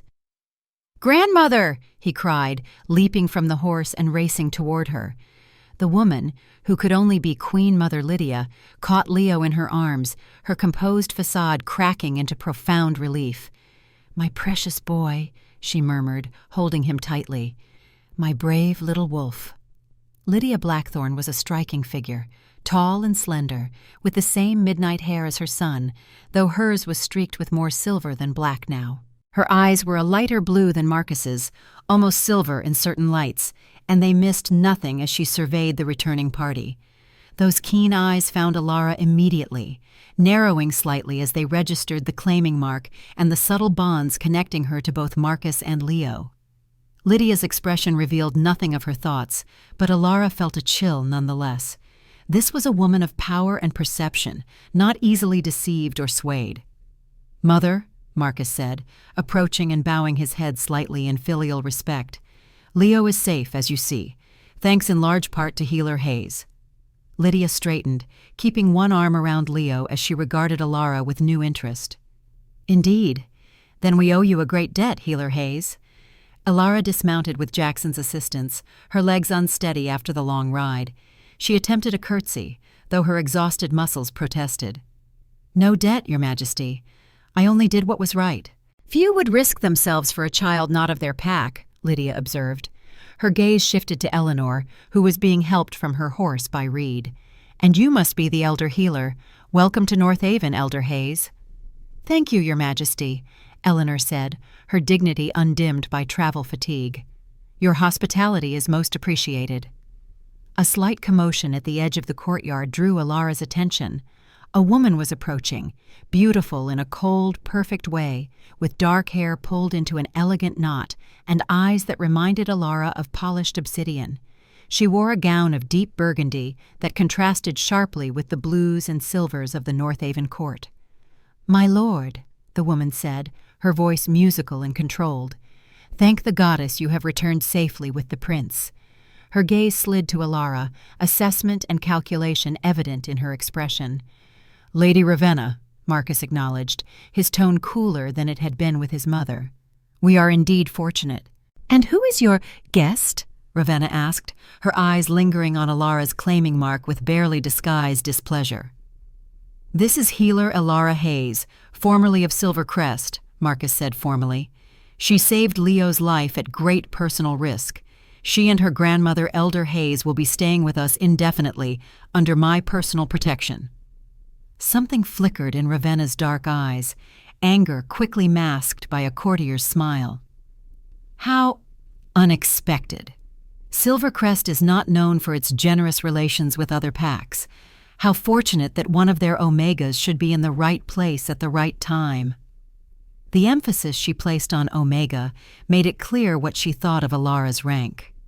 Alara felt a surge of protectiveness from both Marcus and, surprisingly, Queen Lydia. "Fortune had little to do with it," Lydia said smoothly. "The moon goddess guides all worthy paths. Now our guests must be exhausted from their journey. Ravenna, please ensure the royal guest chambers are prepared." It was a dismissal, thinly veiled as a request. Ravenna's smile tightened, but she bowed her head in acquiescence. "Of course, Your Majesty." As Ravenna departed, Alara caught a glimpse of genuine hatred in those obsidian eyes. Here, she realized, was her first enemy in Northaven, and likely not her last. Lydia turned back to them, efficiency personified. "You must all be weary. Refreshment has been prepared in the solar, and baths are being drawn. We can discuss recent events after you've had a chance to rest." Marcus nodded gratefully. "Thank you, Mother. Has Elder Otto returned from the Western Holdings?" "Yesterday," Lydia confirmed. "I've already sent word to him about our guests. He's most eager to meet them." Eleanor perked up at this. "Elder Otto? The keeper of the ancient texts?" "The same," Lydia said, smiling slightly at Eleanor's interest. "His knowledge of moon magic and pack history is unparalleled. I believe you will find much to discuss with him." Servants appeared to escort them into the keep. Alara found herself guided through stone corridors, decorated with tapestries depicting northern history, hunts and battles and ceremonies, all rendered in rich colors that brightened the otherwise austere surroundings. Leo insisted on showing her everything, darting ahead to point out his favorite spots, despite his grandmother's gentle reminders about proper behavior. The royal guest chambers exceeded anything Alara could have imagined. Her room was spacious and warm, with a large fireplace, a canopied bed draped in furs, and windows overlooking the cascading waterfall. A door connected to a smaller chamber prepared for Eleanor, and another led to a private bathing room where steam rose from a sunken tub carved from the living rock. "Is it to your liking?" Marcus asked from the doorway, having personally escorted them to their quarters. "It's magnificent," Alara said honestly. "Far more than we need." "Nonsense," Eleanor said, exploring her own chamber with undisguised delight. "After that journey, a little luxury is precisely what we need." Marcus smiled slightly, the first genuine expression Alara had seen from him since the night of the Crow woman's intrusion. "I'll leave you to rest. A servant will come to escort you to the evening meal." He hesitated, then added, "If you need anything at all, simply ask. You are honored guests here." Alara sensed there was more he wanted to say, but he merely bowed and withdrew, closing the door softly behind him. "Well," Eleanor said once they were alone, "that was interesting." "Which part?" Alara asked, sinking onto a cushioned bench and rubbing her aching legs. "All of it," Eleanor replied, "but particularly the Queen Mother and that Ravenna woman. One sizes you up as a potential ally, the other as a definite threat." "Ravenna doesn't even know me," Alara protested. "She doesn't need to know you to see you as a threat," Eleanor said wisely. You bear the king's mark, you've bonded with the prince, and you're a moonchild. Any one of those would make you significant. All three together make you extremely dangerous to anyone with ambitions at court. Alara hadn't considered that. You think she has ambitions? That woman, Eleanor said dryly, has ambition etched into every perfect feature. I'd wager she had hopes regarding the Alpha King before we arrived. Hopes your presence has complicated considerably. The thought made Alara uncomfortable. She had no designs on Marcus beyond the protection he offered. The fact that her wolf responded to him with inappropriate interest was simply biology, and Omega recognizing a powerful alpha, it meant nothing. I'm going to bathe, she announced, changing the subject, and then sleep for a week. Eleanor smiled knowingly, but didn't press the issue. A sound plan. We have much to learn about this place and its people before we can truly understand our position here. The bath was heavenly, the hot water easing Alara's travel-sore muscles and washing away days of dust and worry. Clean clothes had been provided, simple but finely made garments in the northern style, with more layers than she was accustomed to in Silver Crest. The fabric was soft against her skin, the blue-gray color bringing out the silver in her eyes. She was brushing out her damp hair when a knock came at the door. Expecting a servant, Alara called for them to enter. Instead, Leo burst into the room, having clearly escaped his minders. Alara, are you rested? Do you like your rooms? Can I show you the keep now? There's the great hall and the armory and the library and— Leo, Alara laughed, setting aside her brush. Slow down. Didn't your father tell you to let me rest? Leo's face fell momentarily before brightening again. But you've rested now, right? And I want to show you everything before dinner, especially the library. That's where Elder Otto stays, and he knows all about moon children and magic and stuff. Alara's interest was piqued despite her fatigue. Elder Otto might have answers to the questions that had been plaguing her since the encounter with the Crow Woman. Perhaps a short tour, she conceded, but only if your father approves. He's in council, Leo said dismissively. Boring grown-up stuff about borders and treaties. He won't mind if I show you around. Grandmother said to make you feel welcome. Alara glanced at Eleanor, who had emerged from her own chamber looking refreshed and curious. What do you think, Grandmother? Are we up for a tour? I wouldn't miss it, Eleanor said, her eyes twinkling. Especially if the library is included. Leo beamed, grabbing Alara's hand and pulling her toward the door. Come on, I'll show you all the best secret passages too. The next hour passed in a whirlwind as Leo led them through Frost Keep, pointing out everything from ancient tapestries to the best hiding spots for games of seek and find. The boys' enthusiasm was infectious, and Alara found herself genuinely enjoying the tour, despite her lingering exhaustion. The library, when they finally reached it, took Alara's breath away. 3 stories of floor-to-ceiling shelves lined the circular chamber, with narrow staircases spiraling upward to walkways that allowed access to the highest volumes. Globes and astronomical instruments occupied tables between comfortable reading chairs, and a massive fireplace kept the room warm despite its size. At a large table near the center sat an elderly man with a wild mane of white hair and a beard that reached nearly to his waist. He was poring over an ancient text, making notes on a separate scroll with painstaking care. He looked up as they entered, his bushy eyebrows rising at the sight of Leo. "Young prince! Back from your adventures, I see, and bringing guests to my sanctuary." "Elder Otto!" Leo ran to the old man, who set aside his quill to receive the boy's enthusiastic hug. "I brought Alara and her grandmother. Alara's a moonchild, and she saved me from the bad magic." Otto's gaze sharpened, moving from Leo to Alara with sudden intensity. "A moonchild, is it? Well, well. Come closer, child. Let me look at you." Alara approached somewhat hesitantly, feeling as though those keen eyes could see straight through to her soul. Otto studied her for a long moment, then nodded as if confirming something to himself. "Yes, I see it now. The light within. It's been many years since I've encountered a true moonchild." He turned his attention to Eleanor. "And you must be Elder Hayes. Your reputation precedes you, one of the few remaining practitioners of the old healing ways." Eleanor looked surprised. "You know of me?" I make it my business to know all who preserve the ancient knowledge, Otto said, especially those who do so in packs where such practices have fallen out of favor. He gestured to the chairs around his table. Please, sit. I suspect you have questions. Many questions. More than I can count, Alara admitted, taking a seat. Beginning with what exactly a moonchild is, beyond the legends. Otto stroked his beard thoughtfully. Legends contain truth, though often obscured by time and telling. The simplest explanation is that moon children are vessels of the goddess's power, her direct intervention in mortal affairs. Historically, they appear during times of great crisis or change.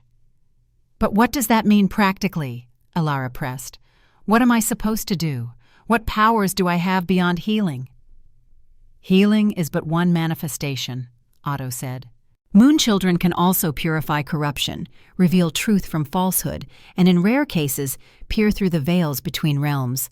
But their greatest power has always been in bringing balance between packs, between wolves and other beings, between the natural and supernatural worlds. Is that why the Crow Woman wants me? Alara asked. Because of these powers? Otto went very still. Crow Woman? You've encountered the Raven Witch? The name sent a chill down Alara's spine. Is that who she is? She wore a mask like a crow or raven. She reached into my mind through the blood curse she'd placed on Leo. Otto and Eleanor exchanged a grave look. The Raven Witch is no ordinary magic user, Otto said carefully. If she's involved, the situation is far more serious than I feared. Who is she? Alara demanded. Before Otto could answer, the library door opened to reveal Marcus, his expression thunderous. Leo, he said, his voice controlled but tight with anger. You were told to let our guests rest, and you know you're not permitted to wander the keep without a guardian after what happened. Leo shrank back slightly. I just wanted to show Alara around, and Elder Otto is a guardian. Elder Otto was not aware you had slipped your actual guardians, Marcus countered. Who are, I might add, searching the entire keep for you in a panic. I'm sorry, Papa, Leo said in a small voice, genuine contrition in his amber eyes. Marcus's expression softened marginally. Go find Master Reed and apologize to him as well. Then straight to your chambers to prepare for dinner. Leo nodded, giving Alara and Eleanor an apologetic glance before scurrying from the room. Marcus watched him go, concern evident beneath his stern demeanor. He's testing boundaries after his ordeal, Otto observed mildly. Not surprising in a child his age, especially one who has endured trauma. I know, Marcus sighed, some of the tension leaving his shoulders. But with the Raven Witch actively hunting him, us, Alara corrected. She's hunting both of us now. Marcus turned to her, his winter blue eyes troubled. Yes. Which is why I would prefer you not wander the keep without escorts, at least until we've strengthened the protective wards. I'm not a prisoner here, Alara said, a flicker of defiance rising in her chest. No, Marcus agreed, you're not, but you are in danger, as is everyone around you. The Raven Witch doesn't work alone, and Northaven, for all its defenses, is not impenetrable. Elder Otto cleared his throat. Perhaps, my king, it would be beneficial to share what we know of the threat. Healer Hayes and Elder Hayes can better protect themselves with full knowledge of what they face. Marcus hesitated, then nodded reluctantly. You're right, of course. After dinner, in my private study. There are things that should not be discussed where any ears might hear. Alara wanted to press for answers immediately, but she recognized the wisdom in Marcus's caution. Very well, after dinner. Which you will both miss if you don't prepare, Marcus pointed out with the ghost of a smile. My mother has arranged quite a welcome feast. She doesn't do things by halves. Then we shouldn't disappoint her, Eleanor said, rising from her chair. Elder Otto, I look forward to continuing our conversation soon. As do I, Otto said warmly. There is much we can learn from each other, I think. As they left the library, Alara felt Marcus's gaze on her, assessing, worried, and something else she couldn't quite name. Through their guardian bond, she sensed his internal conflict, the desire to protect warring with respect for her autonomy. I'm not fragile, she said quietly, as they walked the corridor back toward the guest chambers. "I never thought you were," Marcus replied. "But even the strongest wolf can be brought down by a hunter who knows their habits, their weaknesses. And you think the Raven Witch knows mine?" Marcus's expression darkened. "I think she has been planning this for a very long time, longer than you can imagine." Before Alara could ask what he meant, they were interrupted by the arrival of Lady Ravenna, accompanied by several court ladies. She stopped short at the sight of them, her perfect features arranging themselves into a pleasant mask that didn't reach her obsidian eyes. "My lord," Ravenna said, dropping into a graceful curtsy, "and Healer Hayes, how fortunate to encounter you both. I was just coming to escort our guest to the welcoming feast." "That won't be necessary," Marcus said coolly. "I'm escorting Healer Hayes and Elder Hayes myself." Something flashed in Ravenna's eyes, anger, quickly suppressed. "As you wish, my lord, though there are matters of state that require your attention before the feast. The delegates from the Eastern Alliance have arrived early, and they're most insistent on speaking with you." Marcus frowned. The Eastern Alliance wasn't expected for another week. "Nevertheless, they're here," Ravenna said smoothly, "and making quite a stir in the Great Hall. Perhaps I could escort your guests while you attend to them?" Alara felt Marcus's frustration through their bond, along with deep suspicion regarding Ravenna's motives. "The delegates can wait until after I've seen our honored guests safely to their chambers," he said firmly. Ravenna's smile tightened. "Of course, my lord." She turned to Alara, her gaze dropping pointedly to the claiming mark. "What a charming northern style you've adopted, Healer Hayes. Though perhaps something more appropriate to your station might be better for tonight's feast. I'd be happy to lend you something from my own wardrobe." The offer, wrapped in silken condescension, made Alara's hackles rise. "Thank you, Lady Ravenna, but the clothes provided are perfectly suitable." "Are they?" Ravenna's smile was razor-sharp. "I suppose standards are different in Silvercrest. How fortunate that you needn't concern yourself with court etiquette there." "Lady Ravenna," Marcus interrupted, his voice carrying a clear warning. "Healer Hayes and Elder Hayes are here as honored guests who saved the Crown Prince's life. They will be treated with appropriate respect by all members of this court. Is that understood?" Ravenna's mask slipped for just an instant, revealing a flash of pure hatred before smoothing back into courtly deference. "Perfectly, my lord. I meant no offense." "Then we'll see you at the feast." Marcus dismissed her with a nod. As Ravenna and her ladies continued down the corridor, Alara felt a strange prickling at the base of her skull, a sensation of being watched, assessed. She glanced back and caught Ravenna looking over her shoulder, those obsidian eyes calculating and cold. "She hates me," Alara murmured once they were out of earshot. "Why? She doesn't even know me." "Ravenna has been positioning herself as a potential mate for years," Marcus explained quietly. "Your arrival, bearing my mark no less, threatens her ambitions." "But it's just a protection claim," Alara said, "not a mating mark." Marcus gave her a sidelong glance. "That distinction may be lost on those who see only what they wish to see." He paused outside the door to her chambers. "I must deal with these unexpected delegates. A servant will come to escort you to the feast. And Alara—" He hesitated, then added, "Be careful tonight. The court will be watching your every move, assessing your worth, your power, your potential threat." "I'm not a threat to anyone," Alara protested. Marcus's smile was grim. "You are a moonchild who has bonded with the Crown Prince and bears the king's mark. You are a threat to anyone with designs on power in this realm." He touched her arm briefly, the contact sending an unexpected warmth through their bond. "I'll see you at the feast." As he strode away, Alara stood in the doorway, unsettled by the exchange.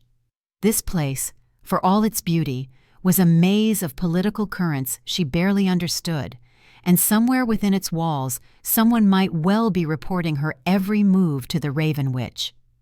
Eleanor appeared at her side, her expression knowing. "Court politics," she said dryly, "more dangerous than any battlefield and twice as exhausting. Are you ready for this, child?" Alara thought of Leo's trusting face, of Marcus's determination to protect them both, of the Crow woman's malevolent eyes. "I have to be," she said simply. "Too much depends on it." Eleanor squeezed her hand. Then let's prepare for battle, shall we?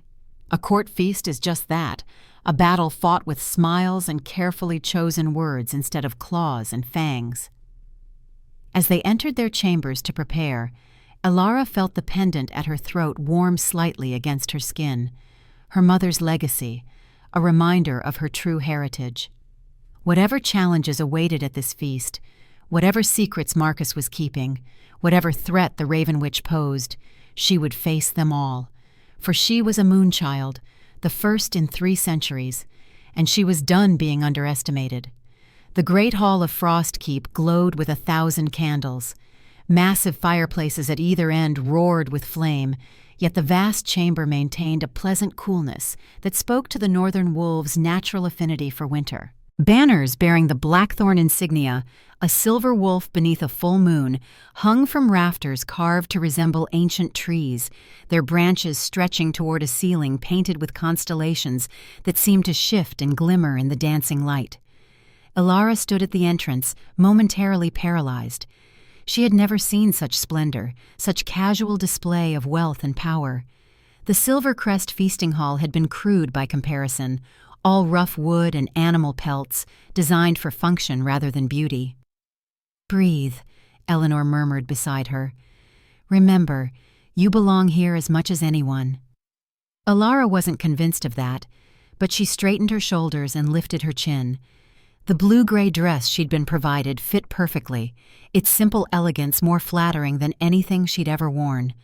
Her silver blonde hair had been arranged in the northern style by a surprisingly skilled servant, loose waves held back from her face by small braids woven with silver thread. A court herald noticed their arrival and struck his staff against the stone floor 3 times. The hall fell silent as hundreds of faces turned toward them. "Elder Eleanor Hayes and Healer Elara Hayes of Silver Crest," the herald announced. "Saviors of Prince Leopold Blackthorn, guests of the crown." Whispers erupted throughout the hall as Elara and Eleanor proceeded down the central aisle toward the high table where Marcus sat with Queen Mother Lydia, Leo, and several other dignitaries Elara didn't recognize. The claiming mark on her shoulder felt suddenly hot, conspicuous, as nobles craned their necks to catch a glimpse of the mysterious Omega who bore the Alpha King's protection. Leo, dressed in formal attire that made him look older than his 4 years, beamed at the sight of them. "Elara, Grandmother Eleanor, you're here!" His excited voice carried in the momentary hush, causing indulgent smiles among many of the court. Marcus rose as they approached, and the entire hall followed suit. "Elder Hayes, Healer Hayes," he greeted them formally. "Be welcome at our table and in our home. Northaven honors your courage and your service to the crown." It was clearly a ceremonial statement, meant to establish their status to the court. Elara inclined her head in acknowledgement, grateful for Eleanor's subtle coaching on proper protocol during their preparations. "The honor is ours, Alpha King," Eleanor responded smoothly. "We thank you for your generous hospitality." Marcus gestured to 2 empty seats, one beside Leo and another next to Elder Otto, who Elara hadn't noticed at first among the dignitaries. As they took their places, the hall resumed its previous volume, though Elara could feel curious gazes still fixed upon them. "You look pretty," Leo whispered as she sat beside him, "like the moon on snow." Elara smiled, touched by the child's artless compliment. "Thank you, little prince. You look very handsome yourself." Leo preened, then leaned closer with the gravity of a child sharing an important secret. "Lady Ravenna is angry. Her eyes are all black and scary." Following his gaze, Elara located Ravenna several seats down from the high table. The beautiful courtier was indeed watching them, her obsidian eyes cold despite the smile fixed on her perfect face. Beside her sat a striking man with silver-streaked auburn hair and aristocratic features, who leaned to whisper something in Ravenna's ear without taking his calculating gaze off Elara. "Who is that man with Lady Ravenna?" Elara asked quietly. "Lord Valerius," Leo replied. "He's from the Eastern Alliance. Papa doesn't like him." Before Leo could elaborate, servants appeared with the first course, a delicate soup of wild mushrooms and herbs that steamed fragrantly in silver bowls. The feast had begun in earnest, and with it, the real work of navigating court politics. Queen Lydia, seated on Marcus's other side, addressed Alara across the table. "I understand from my grandson that you have quite remarkable healing abilities, Healer Hayes." The question was innocuous on the surface, but Alara sensed the Queen Mother's careful assessment beneath. "I have some skill," she acknowledged modestly, though much of what happened with Prince Leo was instinctive rather than trained. "My grandmother is the true healer in our family." "Too modest," Eleanor interjected. "Alara has shown extraordinary aptitude since childhood, though circumstances in Silvercrest made developing those gifts challenging." Lydia's silver-blue eyes sharpened with interest. "I've heard troubling reports about changing attitudes toward traditional Omega roles in Silvercrest. Such short-sightedness benefits no one." "Indeed, Your Majesty," Eleanor agreed. "Many ancient practices have been abandoned there in recent generations, much to the Pack's detriment." "A common pattern in packs that prioritize dominance over balance," Elder Otto added, joining the conversation. "History shows us that such imbalance inevitably leads to decline." As they spoke, Alara became aware of Marcus watching her, his expression unreadable, but his presence warm through their bond. When their eyes met briefly, she felt a flash of his emotions, concern, pride, and something deeper he quickly shuddered away. The feast progressed through multiple courses, each more elaborate than the last. Alara ate sparingly, too conscious of being observed to relax fully. Around them, the court buzzed with conversation, music, and the complex dance of status and alliance that defined Pack hierarchy. Midway through the meal, Lord Valerius approached the high table, bowing deeply to Marcus. "Alpha King, might I impose upon your generosity to formally introduce me to your distinguished guests? The tales of Prince Leopold's rescue have reached even our distant territories." Marcus's face remained impassive, but Alara felt his wariness through their bond. "Lord Valerius of the Eastern Alliance," he said, his tone neutral. "May I present Elder Eleanor Hayes and Healer Alara Hayes, formerly of Silvercrest." Valerius bowed again, his movements fluid and precise. He was handsome in a predatory way, with amber eyes that held none of Leo's warmth. "A pleasure and an honor," he said, his gaze lingering on Alara. "I must confess, tales of a healer powerful enough to reverse a blood curse have aroused considerable curiosity among my associates." "Rumors often exaggerate," Alara said carefully. "Do they?" Valerius smiled, revealing teeth too sharp for polite company. "I find that when it comes to matters of power, rumors more often understate than overstate." His eyes dropped deliberately to the claiming mark visible at the edge of her collar. "Though some things require no rumor to interpret." The implication was clear, and Alara felt her cheeks warm with a mixture of embarrassment and anger. Before she could respond, Leo piped up, his childish voice carrying unexpected authority. "Alara saved me twice," he stated firmly, "and she made the bad magic go away. She's stronger than anyone." Valerius's expression flickered with something unreadable before settling into an indulgent smile. "From the mouths of pups comes wisdom, they say. Your loyalty does you credit, Prince Leopold." "It does," Marcus agreed, his tone making it clear the conversation was at an end. "Now, if you'll excuse us, Lord Valerius, I believe the ceremonial dances are about to begin." Indeed, servants were clearing the center of the hall as musicians tuned their instruments.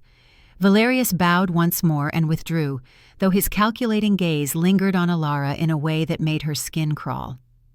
"He's not what he seems," Eleanor murmured once he was out of earshot. "Few here are," Marcus replied grimly. He turned to Alara. "I must open the dancing with my mother as tradition demands. After that—" He hesitated, seeming uncharacteristically uncertain.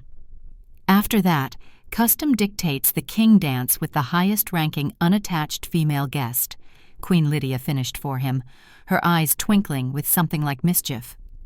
"Which would be you, Healer Hayes." Alara felt panic rise in her throat. "I don't know the northern dances." "They're simple enough," Lydia assured her, "and my son is an adequate partner, despite his reluctance."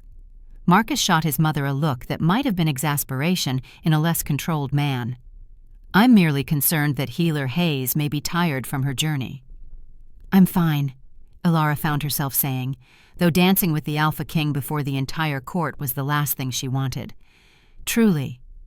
Before Marcus could respond, the music swelled and a court official approached, bowing deeply. "My king, the ceremonial dance awaits."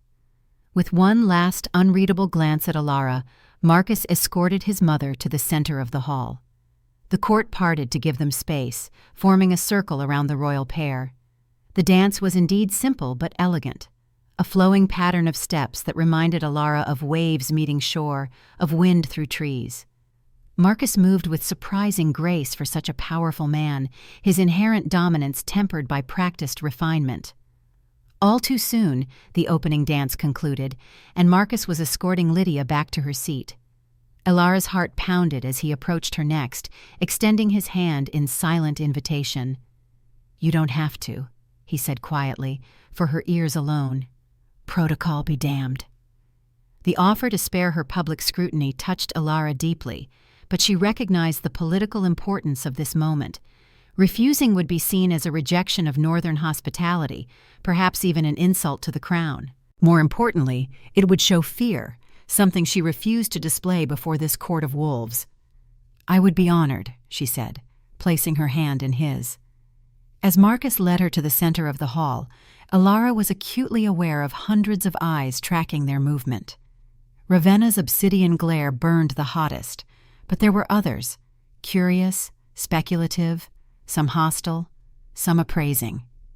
"Ignore them," Marcus murmured, as he took her in the formal dance hold, one hand at her waist, the other clasping hers. "Focus on me." The music began, a lilting melody played on strings and pipes. Elara followed Marcus's lead, grateful for his steady guidance as he moved them through the pattern. She had danced before, of course. Silvercrest had its own traditions, but never with such a powerful partner, never before such an audience. "You're doing well," Marcus encouraged as he turned her beneath his arm. "I'm terrified," Elara admitted quietly.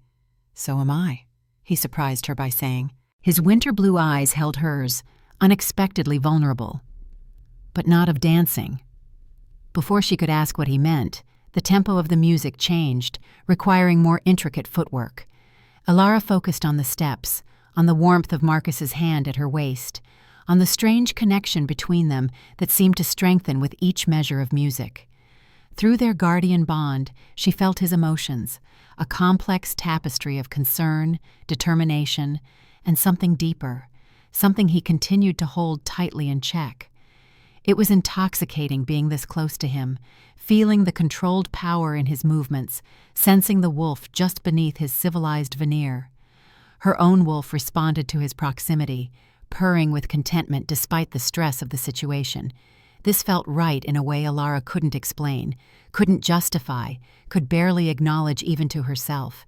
As the dance concluded, Marcus bowed formally, his eyes never leaving hers. "Thank you, Healer Hayes," he said, loud enough for nearby courtiers to hear. "The pleasure was mine, Alpha King," Elara responded, the formal words feeling strange on her tongue. Other couples were now joining the dance floor, the ceremonial portion of the evening giving way to more general festivities. Marcus escorted Elara back to her seat, his hand warm at the small of her back. "You dance beautifully," Queen Lydia commented as they returned, "a natural grace that cannot be taught." "Thank you, Your Majesty," Elara said, still flustered from the experience. "Elara, will you dance with me next?" Leo asked eagerly, already squirming to get down from his chair. "Perhaps later, little wolf," Marcus intercepted. "It's nearly your bedtime." Leo's face fell. "But the feast just started, and will continue long after you're asleep," Lydia said firmly. "Growing princes need their rest, especially after long journeys." Before Leo could protest further, the great doors of the hall burst open with a bang that silenced the music and conversation instantly. A northern warrior staggered in, blood streaming from a wound on his forehead. "Attack!" he gasped. "Western Gate! Shadow creatures!" Marcus was on his feet in an instant, his relaxed demeanor vanishing as the Alpha King emerged in full. "Guards to the prince," he commanded. "Captain Voren, secure the keep. Jackson, with me."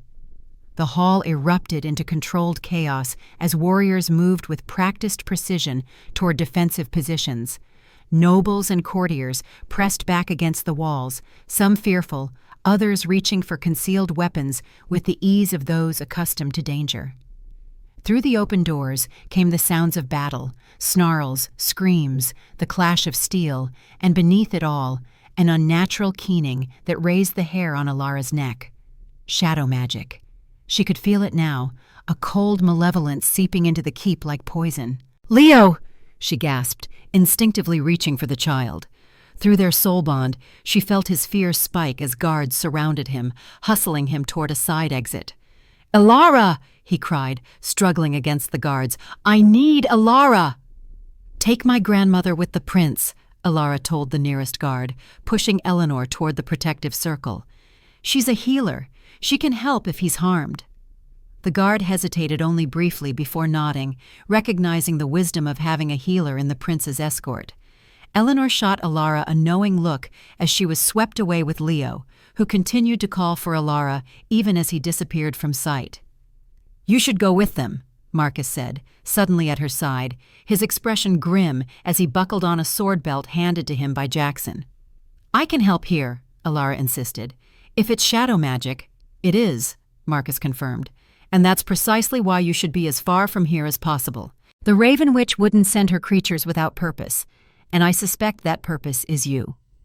As if confirming his words, another crash echoed from the courtyard, closer now. The keening sound intensified, and with it came a whisper that seemed to penetrate directly into Alara's mind. "Moonchild," it hissed, "we come for you." Alara gasped, her hand flying to her temple. Marcus steadied her, his grip firm on her arm. "You hear them," he said. It wasn't a question. "Yes," she admitted. "They're calling me." Marcus's expression hardened. "Then we have no time. You must go to the sanctuary, now." "What sanctuary? I won't hide while others fight." "It's not about hiding," Marcus said urgently. "The sanctuary beneath the keep is warded against shadow magic. It's the one place they cannot reach you." He turned to Elder Otto, who had appeared at their side with surprising agility for his age. "Otto, take her. Use the eastern passage." The old scholar nodded gravely. "Come, child. Quickly." "Marcus," Alara began. "I'll find you when it's over," he promised, his winter blue eyes holding hers with unexpected intensity. "But I cannot fight at full strength if I'm worried for your safety. Please, Alara." The naked plea in his voice, more than his words, convinced her. Alara nodded reluctantly. "Be careful," she said, touching his arm briefly. Through their bond, she felt his fierce determination, his concern for her, and beneath it all, that deeper emotion he continued to hold in check. Then Elder Otto was pulling her away, toward a tapestry-covered wall that concealed a narrow doorway. "This way," the old man urged, surprisingly spry as he led her down a spiral staircase lit only by occasional wall sconces. They descended for what seemed an eternity, the sounds of battle fading behind them as they ventured deeper beneath Frost Keep. The air grew cooler, drier, tinged with the scent of ancient stone and something else, a faint sweetness like moonflowers. "What is this place?" Alara asked as they finally reached level ground, emerging into a torchlit corridor carved directly from the mountain's heart. "The oldest part of Northaven," Otto explained, leading her forward. "Built by the first Blackthorn Alpha and the Moonchild who stood with him against the Witch Queen." Alara nearly stumbled. "A Moonchild helped build Northaven?" "More than helped," Otto said. "She was instrumental in its founding, in establishing the wards that have protected it for centuries. Her name was Lyra, and she was the first to bear the Silver Moon Mark." "Silver Moon Mark?" Alara echoed, confused. Otto glanced at her, his bushy eyebrows rising in surprise. "You don't know? But surely you've seen it." He broke off as they reached an arched doorway inscribed with ancient runes. "Later. First, the sanctuary. He placed his palm against the center rune, which glowed briefly before the massive stone doors swung inward with no apparent mechanism. Beyond lay a circular chamber that took Alara's breath away. The walls were carved with scenes of wolf history, hunts and battles, ceremonies and daily life, all rendered with extraordinary detail. A domed ceiling far overhead was inlaid with silver and crystal to form a perfect replica of the night sky, complete with constellations that glowed with soft light. In the center of the chamber stood an altar of pale stone, its surface etched with the phases of the moon. But most remarkable was the feeling of the place, a profound peace, a sense of being sheltered not just by physical walls, but by something older, something powerful.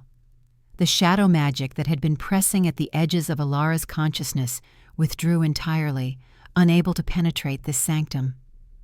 "What is this place?" she breathed, turning slowly to take in the full majesty of the chamber. "The heart of Northaven," Otto said reverently. "A sanctuary for moon children, created by Lyra herself. No shadow magic can enter here. No evil can touch you within these walls." Alara approached the altar, drawn by an inexplicable pull. As she neared, her pendant began to warm against her skin, glowing with the same silver light as the stars overhead. "My mother's pendant," she said, touching it wonderingly. "It's responding to this place." "Not just any pendant," Otto said, watching her closely. "The silver moon mark, passed from moonchild to moonchild, mother to daughter, for countless generations. I wondered if you knew its significance." Alara shook her head, staring at the simple silver pendant with new eyes. "My mother gave it to me before she died. She said it would protect me, that I should never remove it. I thought it was just a keepsake." "It is far more than that," Otto said gravely. "It is proof of your lineage, your birthright as a moonchild, and it is one of the keys to understanding the prophecy that has shaped Northaven's history for centuries."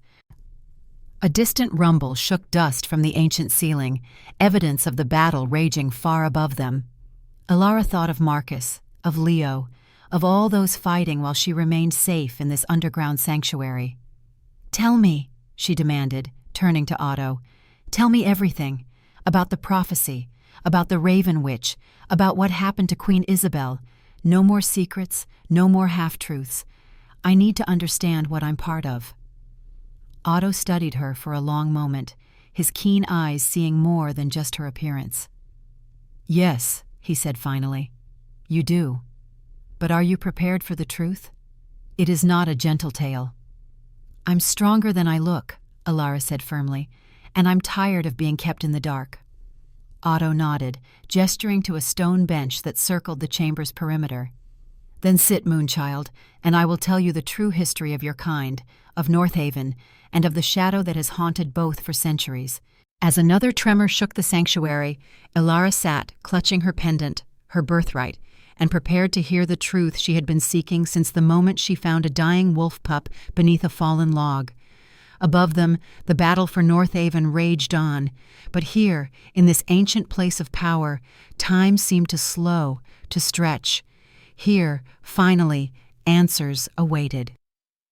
"It begins," Otto said, his voice taking on the cadence of a storyteller, "with two sisters, both blessed by the moon goddess.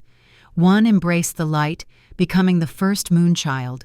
The other turned to darkness, becoming the first witch queen. Their conflict has echoed through the centuries, playing out again and again through their descendants." Alara leaned forward, captivated despite her worry for those above.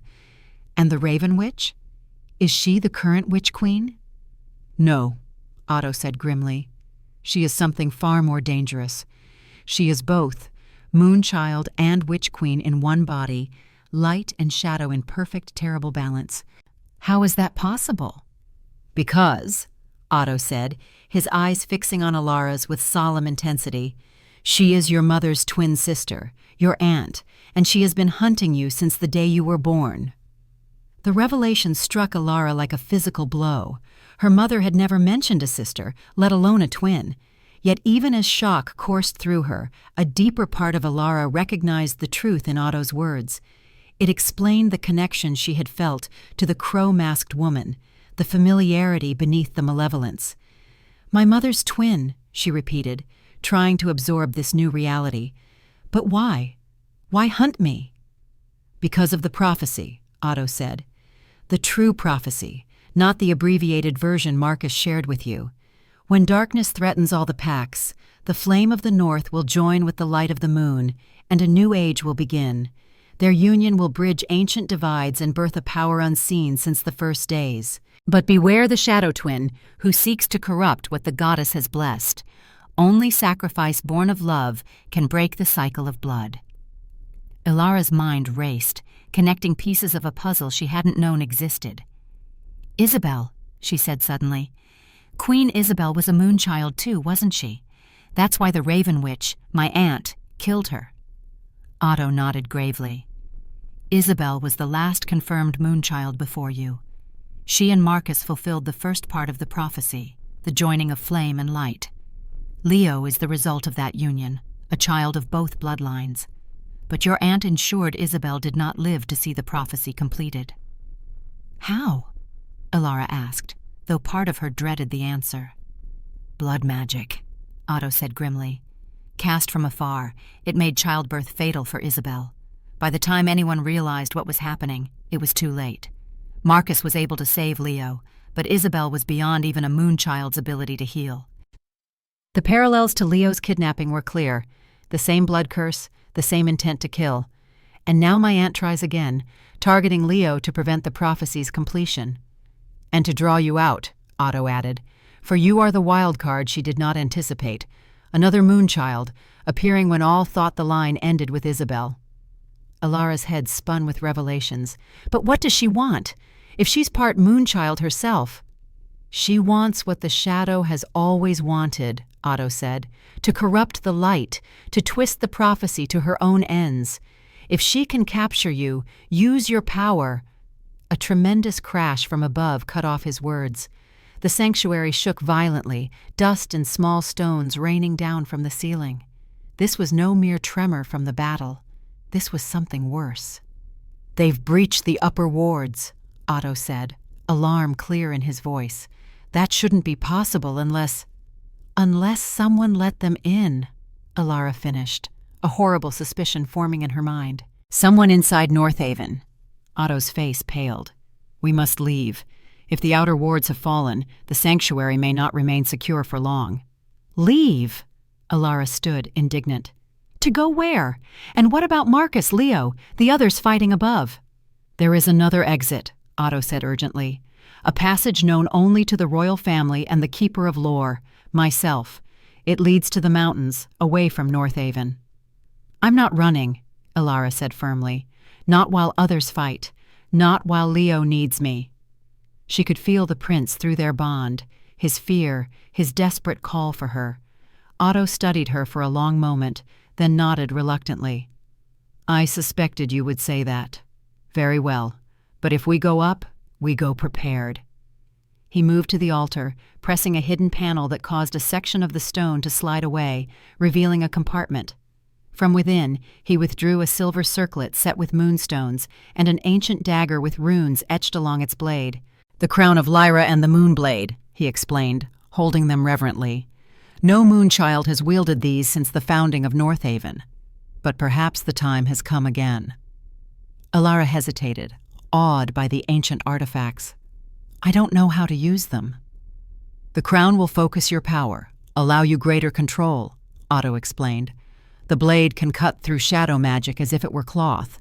They will respond to your bloodline, your intent." Another crash shook the sanctuary, more violent than before. Through her bond with Marcus, Ilara felt a spike of pain. He was hurt, fighting desperately. Through her bond with Leo, she felt rising terror as the shadows drew closer to his hiding place. Decision made, Ilara took the crown and blade. The moment her fingers closed around them, warmth suffused her body.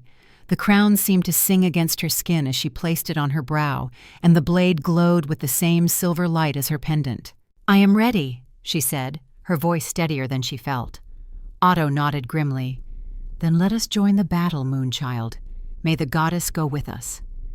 As they hurried toward the stairs that would take them back to the conflict above, Alara felt a strange calm settle over her. The truth of her heritage, of the forces aligned against her, of the prophecy's weight, all of it should have terrified her. Instead, she felt a certainty she had never known before. This was her purpose. This was why the moon goddess had blessed her bloodline, why her mother had protected her, why she had been led to Leo that night in the forest.